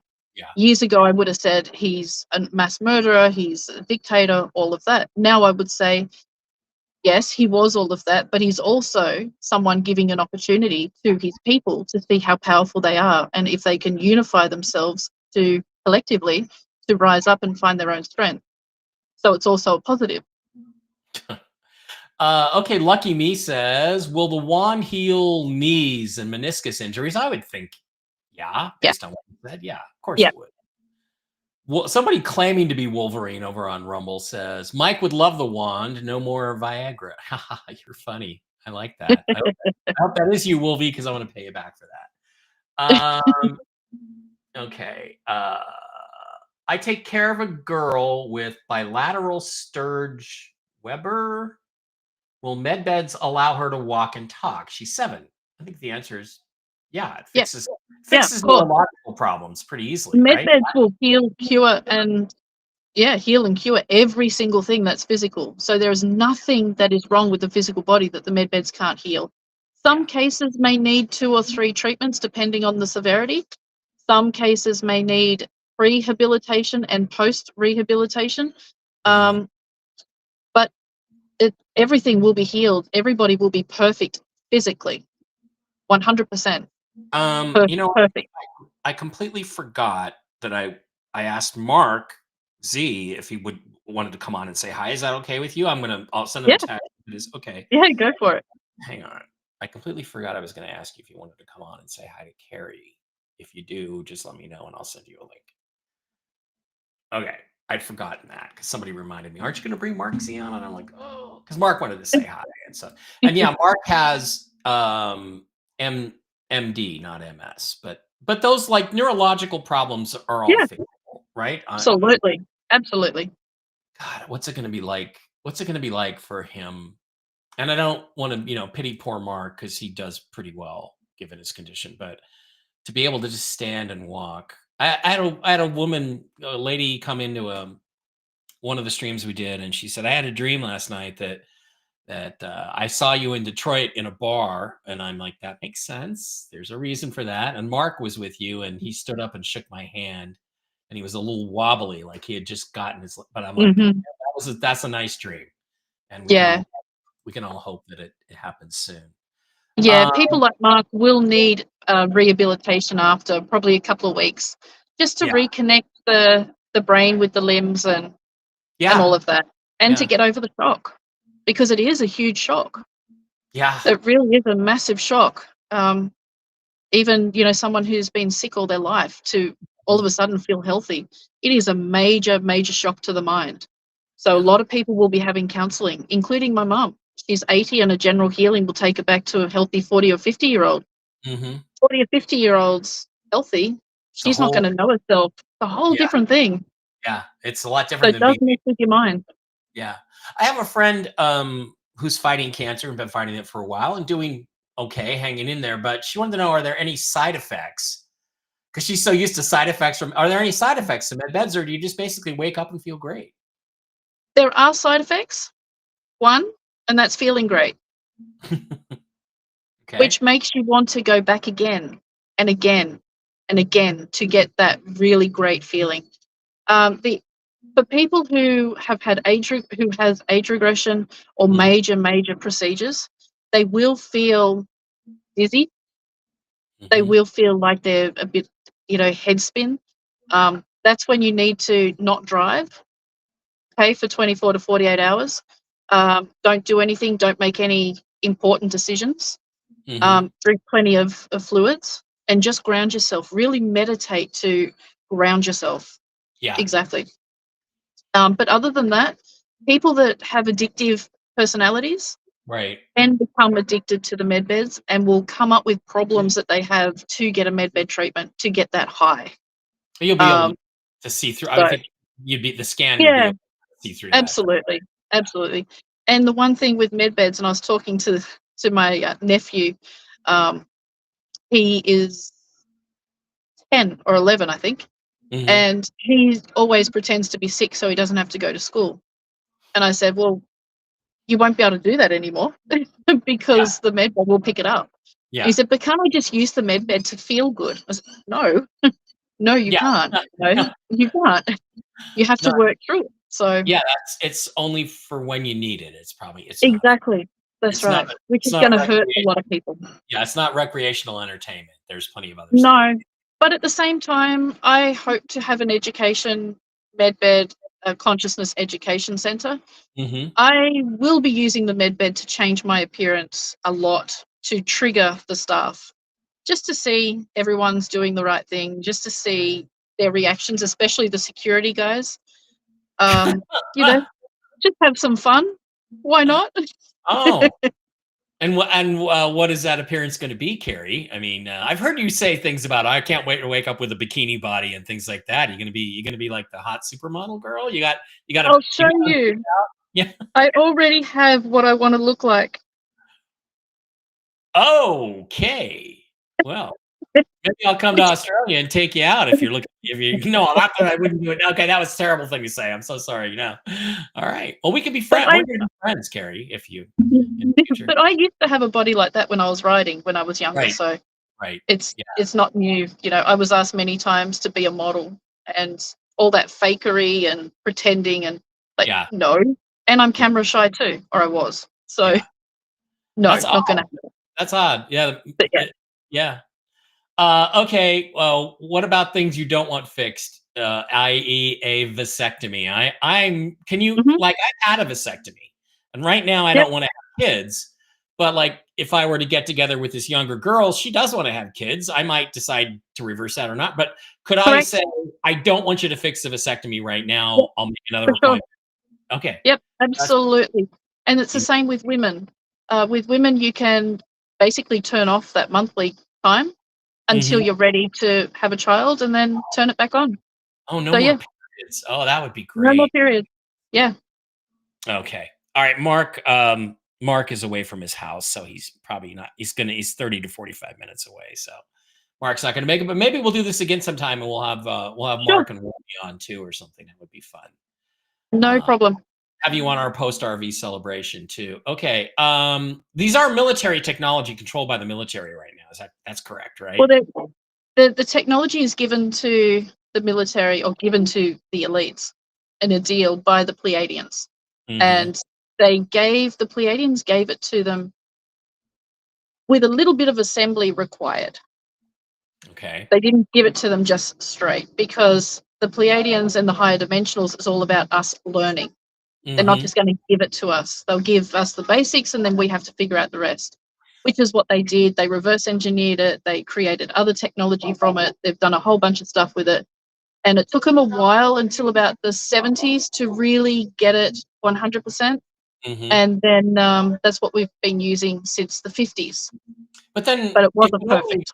if it only works if you're at a certain frequency, then all the evil demons No, themselves, they're not. I mean, that's why I look at Bill Clinton, I look at the Rothschilds, and they're old. And I'm like, why don't they use med beds, or do they pretend to die and then go med bed themselves? And I'm like, but it makes sense when you said that. It made a lot of sense that it just doesn't work on them, right? that's right, because they sold their soul. Mm, So it doesn't work on people that exchange themselves for power. okay, okay. So yeah, that's why they do adrenochrome, because the med beds don't work for them. Yeah. I saw something extraordinary. My brother pointed it out to me. It's a screenshot from the film A Clockwork Orange by Stanley Kubrick Hmm. back in 1971, I think it was. Yep. And they're in this milk bar with where they put mescaline into the milk, whatever. But on the painted on the wall behind Alex, it says adrenochrome. So he knew about the Hollywood elite stuff. Hmm. Hell, in Yep. 1971. It's just amazing. Exactly. Been going a long time. Yeah, sick stuff. Really sick stuff. I don't know if we're ever gonna find out the truth about it. I wish we would, but um okay, let's see what else we have here. Uh, yeah, the med bed will be able to sense if you're good or bad. If you're cabal, then it's not gonna Yep. work. Um It won't turn on. It just won't activate. yeah, And same with if somebody comes into the center or manages to get into the center with a gun or something, demanding that their child or their husband or wife be treated. If there's somebody on the med bed having a treatment, the med bed will sustain their life, yeah. but will shut down completely. Oh, I got It another. just won't activate. I'm sorry to keep bringing up the sex questions, but this is what I'm getting from people. There's women out there that have implants that want to know if they can, what will happen to those, or do they have to have them removed first? And can they just have natural big boobs made? Which I think the answer to that. Absolutely. So the med bed will dissolve all implants, and this is what the scan procedure is for before Mhm. the treatment. You can design how big and what shape you want to have. Right. So you'll come out with perfectly natural breasts. Yes. Somebody says more young women want older men because they're more mature and caring. Well, that may be true, probably true, but when you're young, you have a lot of ego. You also have a lot of testosterone. Not going to ask questions about the pole shift. That would be another show. We can talk about that kind of stuff. Um, okay. And how important is meditation to the process? Is it necessary? Because I have a hard time shutting my brain down and It's meditating. not necessary. It really isn't necessary. The whole idea of meditation is to be in the flow state and to be mindful. When you do something you enjoy, you're Mhm. in that state already. So Okay. when I go ride my horse, I'm in that state. You're I in don't that. have to meditate. I'm in that state already. Well, I mean, Gardening, drawing, painting. Yeah. to me, it's a Even state. hiking. Yeah, to me, it's a state of contentment and like Exactly. Yeah. petting my cat, listening to her purr, watching Manchester City win. I'm a happy person. That's Every my time you're enjoying something that you're doing, you're in that meditative state. right. Okay, so Real. here's one I haven't heard before asked. Will a med bed be able to separate Siamese twins? Yes. That would be, I think, amazing. So it's Yeah. okay. You have people in it. Yeah, it'll take 2 med beds and Mhm. a team. Okay. So what will happen is they'll put the Siamese twins on the bed, and they will do the separation. Right. And then they will put both in separate med beds side by side, most likely, and Okay. then they'll get a full healing in the 3rd med bed. So it'll be a full detailed healing. So they'll both come out absolutely perfect. God, can you imagine fixing something like that? That Yeah. would world. I sometimes think to myself when I'm on an airplane at 37,000 feet, and I'm chatting with somebody. I'm over Michigan and she's in Madrid, and I'm chatting with her live, and I'm like, what an amazing freaking world we live in, because this was not even Yeah. this was unthinkable 25 years ago. Imagine with this stuff what our world's going to be like in Yeah. 25 years. It's going to be Yeah, that's right. Look at the it's going to movie be Star Trek. Independence Day. Yeah. Yeah. Just imagine that, or the second Independence Day, 20 years later. Yeah. Everything is just totally different. And as soon as we get full ET disclosure, that's pretty much what it's going to be like.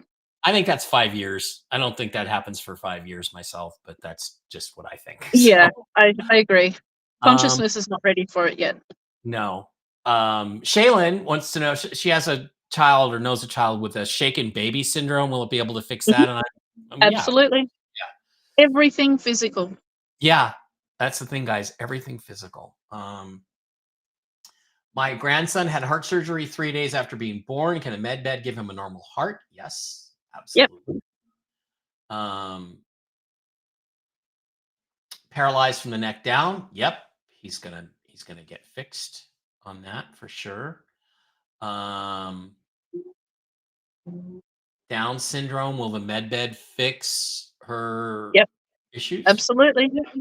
Migraines. What about getting rid of I get migraines, not that frequently, but enough that it's annoying. It depends on the cause of the migraines. So the scan procedure will be able to tell you what the cause is. And if it is a physical cause, then yes, absolutely. I get a migraine every time we have a solar flare, a massive solar flare. Oh, wow. Yeah, Wow, that's for about 4 days. Wow, that sucks. And also, there's different levels of migraine. I'm lucky at this point in my life that I don't really have much pain anymore, but I do get very weak and tired, and Yeah, sure. not much in the way of pain. So that's a good thing. Yeah. All right, I'm trying to see if there's any other. I'm just trying to look for questions that are not. Okay, you have a friend. Would a med bed help my friend's son who's paralyzed from the neck down? Yes, they can fix that. They can absolutely fix that, because it's basically just taking your DNA programming, and fixing it, right? It just fixes it. Yeah, restoring it to its original. So because our DNA has been so badly changed because of the bad ones or the dark ones, Yeah. it basically just reverses all of that and restores you to perfection, literally in every way, physically. Yeah. MJ Cardwell, yeah, the metal in your body from joint and bone repairs, yes, that will all be removed. What about assisting in giving birth? That's an interesting question. Will it make the birth process easier? The pregnant woman can use the med beds and will be encouraged to use the med beds both to check on and heal any issues with the mother and baby. But the actual birthing process, we have what you call a mat and what I believe is called a cube. I haven't actually seen it. I've been shown it telepathically, where you lay this mat on any surface. Sorry, she's closing the veranda. On any surface, it can be the floor, it can be a normal bed, it can be the kitchen table, any surface at all. And what that does is the technology in that mat calms the woman and starts to reduce any pain and relax all the muscles and everything. Then they've got this cube, and it's about that big. It goes under the woman's breast, so above the stomach. Mm-hmm. And as the baby works its way down, this cube pushes the baby down gently while relaxing all the muscles and everything. So it's kind of like an epidural where Wow. you don't actually feel anything. You don't even feel the pressure. Everything just, you feel a slight vibration, I believe, but that's Yeah. about it. And Wow. then the medical team just assists the baby while the woman is probably sipping some kind of champagne or something in complete euphoric state. That sounds So, better than the current yeah. process. Sure, absolutely. Okay, let's assume I'm in a car accident and I'm dead at the scene, and an ambulance comes and it's got a wand or a basic, thing. Yep. How long do I have before my spirit leaves the body? What if they don't find the body for 3 or 4 days? Can my spirit still be restored to the body? So there must be 5% brain activity for the physical body to be healed in the medbed.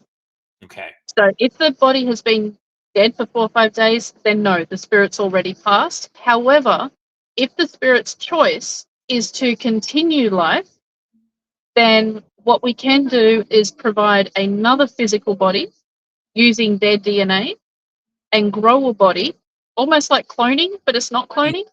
okay. Just basically take your own DNA and regrow the body from scratch. Yeah. Perfect, healthy, everything.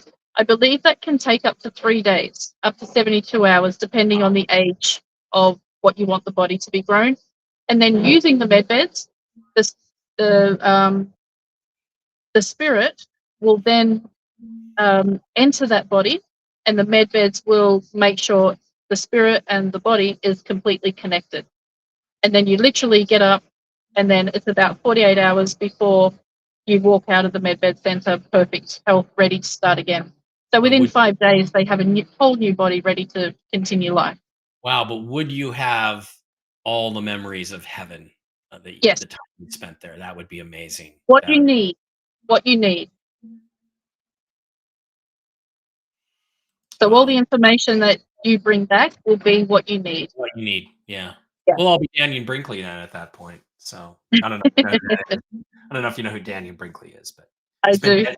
He's been dead like 6 times. Wonderful guy. Wonderful, great, Yeah. great guy to hang out with. Been struck by lightning 5 or 6 times.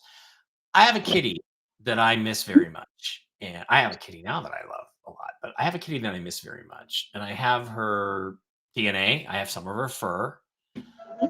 Is it possible or even desirable to use this technology once, obviously we have to cure all the really sick people first. That's top priority. No, oh Yeah. gee, Mike has a bad stomach and a little acid reflux, and he'd like, he'd like Yeah. he'd like to not have, he'd like to be a little younger.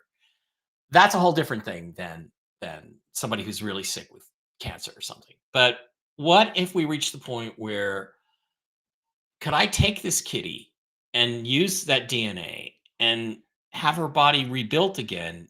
Is there any way to bring that spirit back into that body, or is that just not something that we can do? She's That been gone 2 years.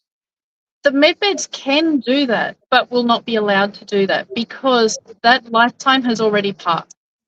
What you can do is regrow the body, and with the another soul contract of the same spirit with Hmm. an agreement can come back into that body.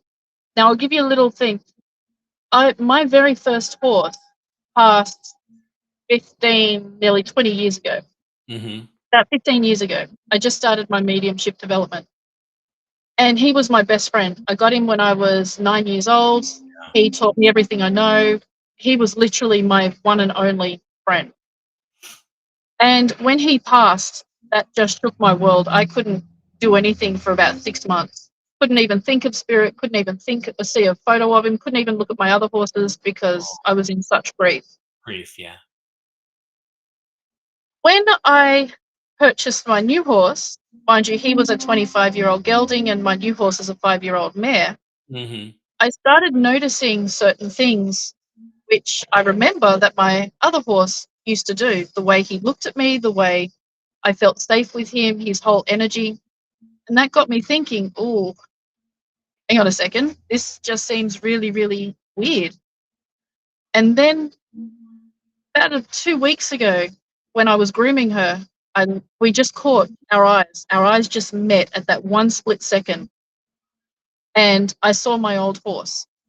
And his spirit has incarnated into this horse to continue life with me. Right. And that is another incarnation, lifetimes apart.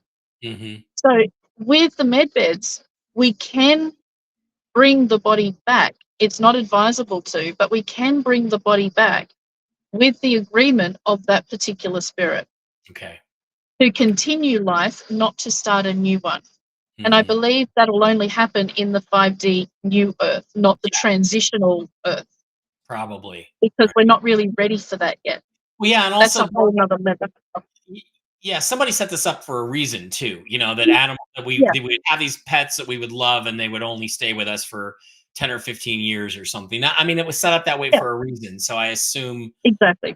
I assume we should. I think we should respect that reason of the maker or God or whoever you want to, however you want to name Yeah. him or And her. then we have to remember too, if they've passed for 3 years, 5 years, 10 years, 20 years, and then we bring them back, their mindset won't be the same, even Yeah. if they have the same spirit, because the vibration's different, the environment's different, you're different.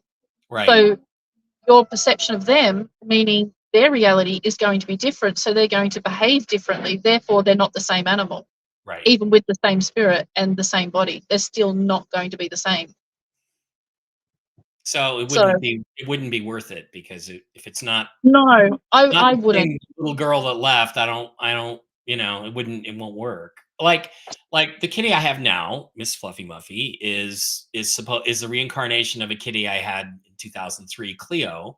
And I Yep, arranged this all with Aurora, who's the kitty I'm talking about bringing back, and my pet psychic, and it was this whole arrangement made and contract sealed and everything for her to come in, but she's not the same. She's not the exact same that's kitty. There's right. a couple of similarities, but Yeah, she's a new kitty living a different life than that first kitty did. exactly.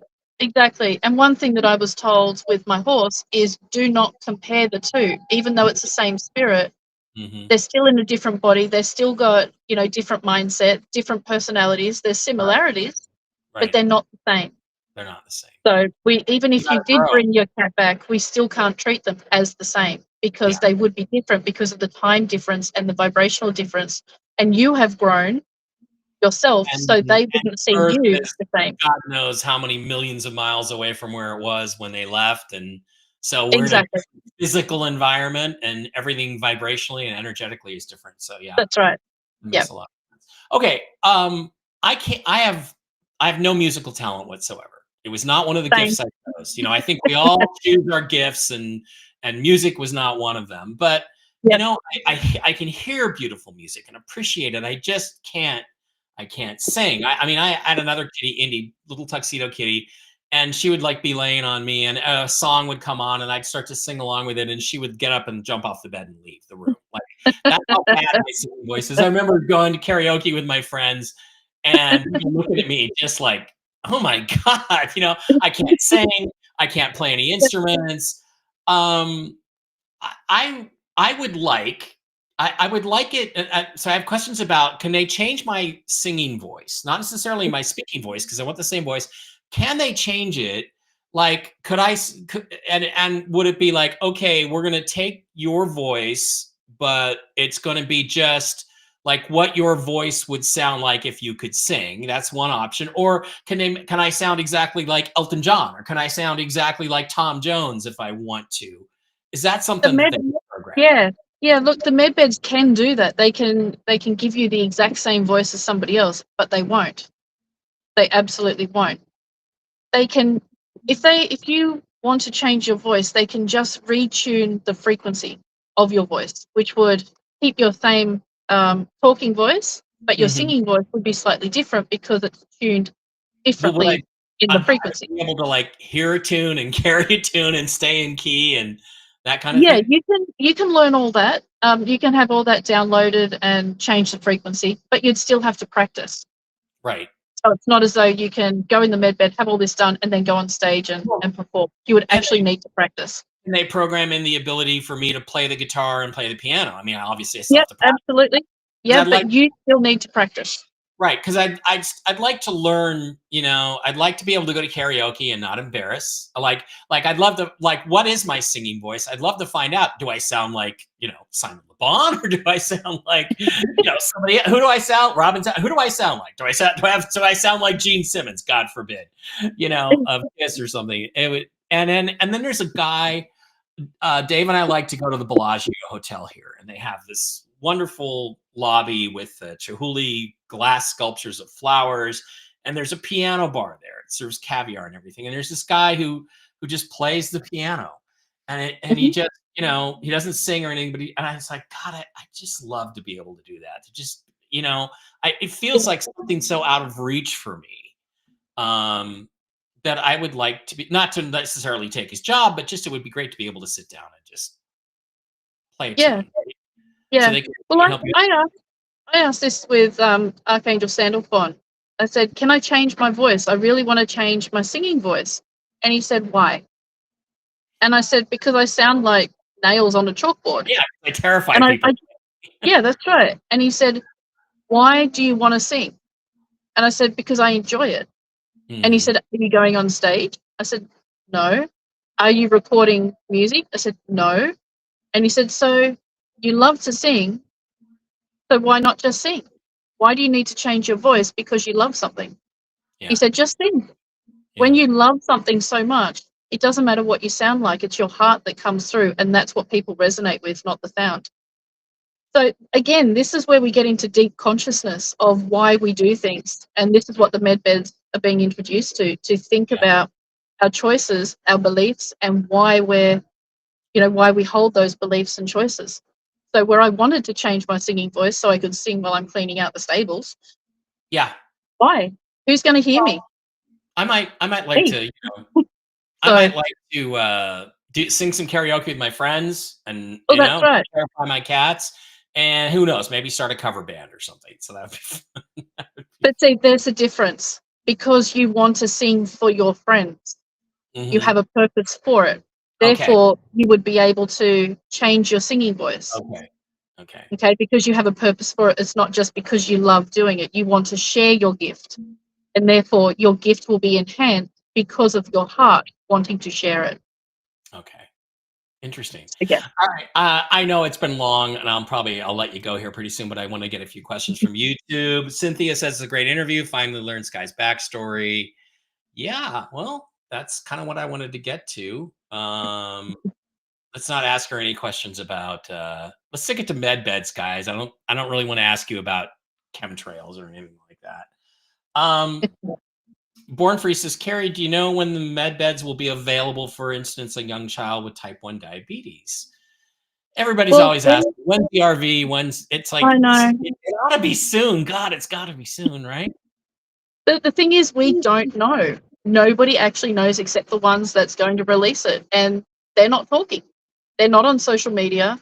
They're Yeah. not, they're under an NDA. You're not going to find out the truth until it actually happens. So we don't know. When the med beds are available, everybody will be triaged according to their need. A lot of people say children, elderly, and the vets first.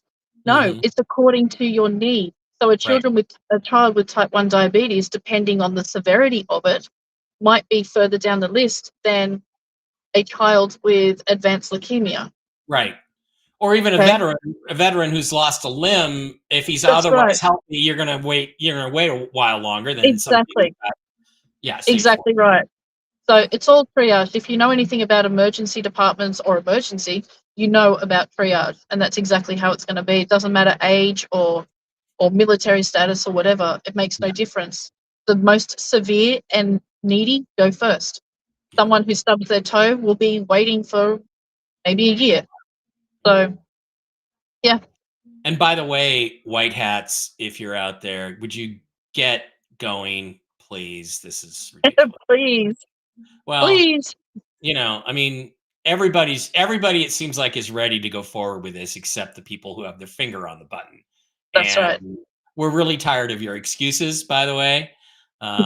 So can we just get on? We're all ready. We're ready to go do this. So let's go do Yeah. it. Someone wants to know if you have an email address that people can send you or questions, I guess.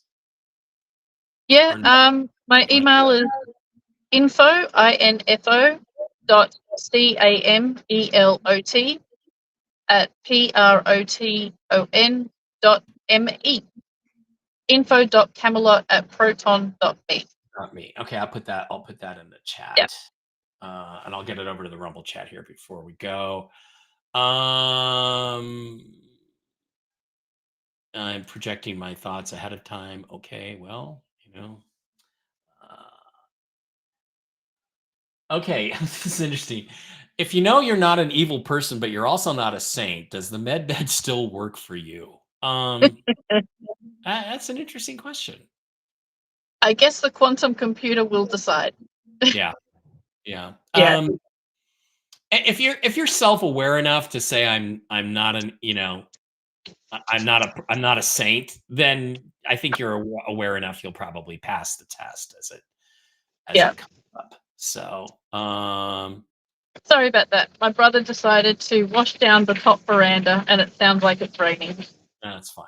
My wife is not sure. 35 is the age I would like. I think me too. My wife is not sure if she wants a med bed. Things to be thought about. She's gonna have to be a cougar. That's another thing. This is interesting. What if one person chooses to go back in time and another person doesn't? This could break up marriages. Yeah, I mean, it's there's a lot of things to consider, and there are that's probably right. people that are grandparents that don't want to go back and have kids again, or somebody like me Exactly. who never had kids, who might after two more lifetimes accomplishing everything I want to accomplish, maybe the third one I'll go back and live on a farm and have kids. I mean, Yeah. how does This how is, does that yeah. This is the thing with med beds. It's not just the fact of going and getting healed. There's a lot of complications socially and within the family environment that has to be considered. And this is one reason why age regression will not be given all that often, because most people who are aware are the black sheep of the family, and the rest of the family thinks they're nuts and they're not ready. that's So if exactly it. you can imagine, if you're living in your household with your full family and they're already calling you a conspiracy theorist and crazy, Right. they might kick you out after and never talk to you again after you have an age regression or something like that. So it is a lot to think about. That's It so really is. true. That's so Yeah, true because there's all these people, like when we would be debating Mars and the face on Mars and things like that, and there were all these people who acted like they wanted to know and they were really into it, but then when we would have proof, we would say, look, here's yeah, like, this is clearly structural stuff, this is clearly manufactured. yeah. The more proof we showed them, the more resistant they got, and then they actually got That's pissed right. off at us for Yeah, showing them that they were right. So it's like, when you exactly. show somebody I've been right all along simply by being who you are, you're Yep. gonna you might go make another family, because your Yeah. family loves you. It's not who you were born to, right? At least No, that's what. that's right. Exactly. And also we have to take in consideration those of us who live with religious people. You go and use a med bed or even think about using it and they'll call you demonic and they won't want you anywhere near them again. So Yeah. it Okay. really is going to destroy lives as well as save lives. So we have to be careful about how we approach it. And I think that this is why it's taken so long, because the collective consciousness just isn't ready. Yeah. It really isn't. So it's only ready for maybe 30% of the population. Well, I think it needs to get ready now, because after all, I predicted that we would go through this thing between 2012 and 2024. So the clock's running out. So we need to get on with A this. few more days. Otherwise, Mike might be wrong for the first time in his life, and we don't want that to happen. Steve Carlson says, before I received an inherited kidney disease, I was very much in a high love flow. I now have dialysis 5 days a week. I'm tired and irritated. Can the med bed see my state beyond my sickness? That's a really interesting question. In other Yeah. words, the sickness has made her a more pissed off person. So, yeah. Yeah, so basically, same with the scan at the redemption appointment if you're seeking humanitarian funds, because I asked about this. And because, as you guys know, I live in a motel, I'm homeless. And I said, a lot of the time, this is about a year ago now, I said, a lot of the time I'm angry, I'm frustrated, I'm emotional. I'm low vibrational. And they said, no, you're not, because the scan actually measures your heart frequency, and your heart frequency is not affected by your health or your environment or your mental state. Your heart is who you are. It's not what you experience or who you think you have become. Right. So with the med beds as well, the scan and the bed will actually see your heart frequency. That's who you truly are, getting rid of all the external noise. So And including the sickness. and here's Kerrie asking the same question. Kira, I think, can I evaluate my level prior to the med bed? Sweetie, if you're even thinking about, am I good enough? Am I don't think you have anything to worry about. I think you're going to be Yeah, fine. exactly. All right, here's another question. And I know you probably want to go. You're probably bored out of your mind at this point. That's right. But you got to get on with your day. I love, there's a lot of things about three-dimensional reality I love. I love having a great steak. I love having a good beer. I love a good bottle of wine. I want to eat steak, but I don't want to Mhm. kill a cow to do that anymore. And Yep. with people have talked about frankenfoods and plants and corn and tomatoes. We can grow them bigger and healthier and all that. And people really didn't like that. But I'm wondering, is there going to be a way using medbed technology or some other related technology? Am I going to be able to go to the restaurant, a steakhouse, and have a fillet and not have to have a cow slaughtered to have my steak? Is that a future we can expect? Or Replicators, absolutely. Replicators are coming with the med beds, so okay. not a problem. So, and then what happens to the animals? Because if I mean, we have so many of them now. If we Mhm. don't, there's always that argument. Well, if we don't have hunting and we don't slaughter the deer, and I do think the human race should still know how to hunt and kill and eat in case the asteroid hits, right? Sure. Um, Sure. um, what happens to the animals then? Are we going to start sterilizing them so that we don't have too many cows and chickens and squirrels? Yeah, so basically the breeding of the domesticated animals like the cattle and all of that will stop. So then it will just become natural breeding. Okay. And remember, animals don't need our help or assistance in their population control. They control themselves. It's nature's way of controlling the populations of each animal species themselves. Hasn't that always a lot of times been starvation and stuff? I mean, we don't want that to happen, right? It has, but again, remember that because we're all going to live longer, including the animals, because the higher frequency, the breeding process will eventually slow down. So where a dog, let's say a dog has 10 puppies every 8 months, it might be 10 puppies every 3 or 4 years, because the vibrational frequency will be higher. Therefore, there'll be less breeding because everybody will be living longer. So the natural process will be slowed down. Yeah. So with the animals we breed for slaughter, the breeding will stop and the animals will, naturally die of old age. And this is where a lot of humanitarian projects will come in to take care of those animals. Yeah. So it will normalize, stabilize. It will normalize, yeah. Okay. Couple things. Klingon in the house says, I believe I did see a video of you from about 11 years ago riding a horse and doing the jump rounds at a competition. You look Mhm. great. So relaxed. So that'll be fun. And Mary Bentley says she follows you on your channel. She's also a horse person. So, all right, Beautiful. guys. Thank you. Kerrie, I've kept you a long time. I absolutely appreciate this. Do you want to tell everybody where they can find you and, anything you want to finish, a message you want to send to people before we let Just a message I gave this morning, which I think is really important. Remember, what you focus on will become your reality. If you focus on the negativity in life, that's exactly what you'll get more of. You need to focus on the positive. You need to see the life you want to experience and be that person that you want to be um, in that reality. If we're focusing on what the deep state's doing, if we're focusing on all the pedophilia and the satanic agenda, then we're going to get more of that. And, you can't manifest something positive if you're in a negative mindset. yeah. So really be careful in where your focus is going. And then that way you'll be sure to experience the positive in life. Yeah. And this is something that a lot of people, I notice in the Den on Wolvie's channel, it's all, every single post is negative. It's all low vibrational. It's all exposing the dark ones, and there's nothing really positive in there at all. And you can really see where people's mindset is. And unfortunately, it's those mindsets that's not going to experience the beautiful things in life. Yeah. So It's gonna predominate if that's it where you're is. focused. Yeah. It's Yeah. tough though. I mean, I get pissed. I mean, I first knew about the RV in 2009, and it was scheduled then for June 30th, 2011. And that's how long I've been waiting for them to get around to this. Of course, then it was only going to be the DNR and everything else. So I get pissed too. Yeah. I can't bring that into my show. I mean, you know, you have to try to have faith.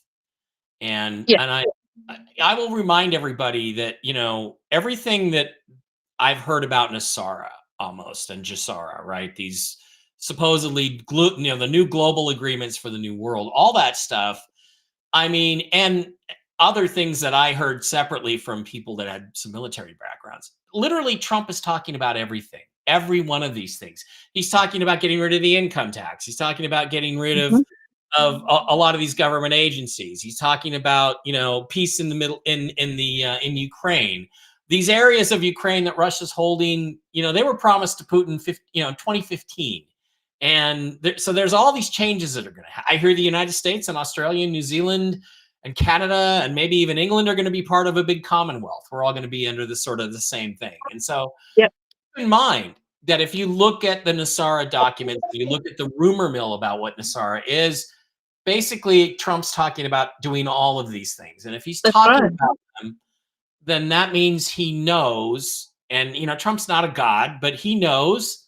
And that's what we're working towards. So Yeah, try to that's have. right. Yeah, and if he's talking about it, he's already done it. Just like the movies, if they're exposing something like the superhero movies, it's already happening. I remember ages ago, well, when Jurassic Park came out, if they're showing it in movies, they've already done it 20 years ago, just exposing it now. So if Trump's talking about all of this, it's already enacted, it's already going. He's just telling it to the people Yeah. now. So, yeah, it's already happening, all of it. Which is scary. The whole Velociraptor thing is not really where I want to go. But I'm more into the Star Trek future, not the Velociraptor future. So thank you. All right, Kerrie, thank you so much for coming in and spending so much time with us. We really appreciate it. Gosh, we went over 2 hours. I'm sorry Not to a keep you that problem. It's a long. pleasure. It's been fun. It was great. And you can reach Kerrie at info.camelot@proton.me. Kerrie, thank you very much for being here. We'll have to do this again sometime. Maybe we'll just do a quicker question and answer or something else. Not a But problem. thank you so much for It's an sharing. honor and a pleasure. Thank you for having me. And for me too. So thank you for being here. And we had about 3,000 people here at the peak, which is pretty good for this show. I appreciate Beautiful. each and every one of you. Jen and I will be back on Monday, the day before New Year's Eve. And I want everybody to have a wonderful weekend. And we want the Los Angeles Rams to lose. We want that to happen. So stay there. All right.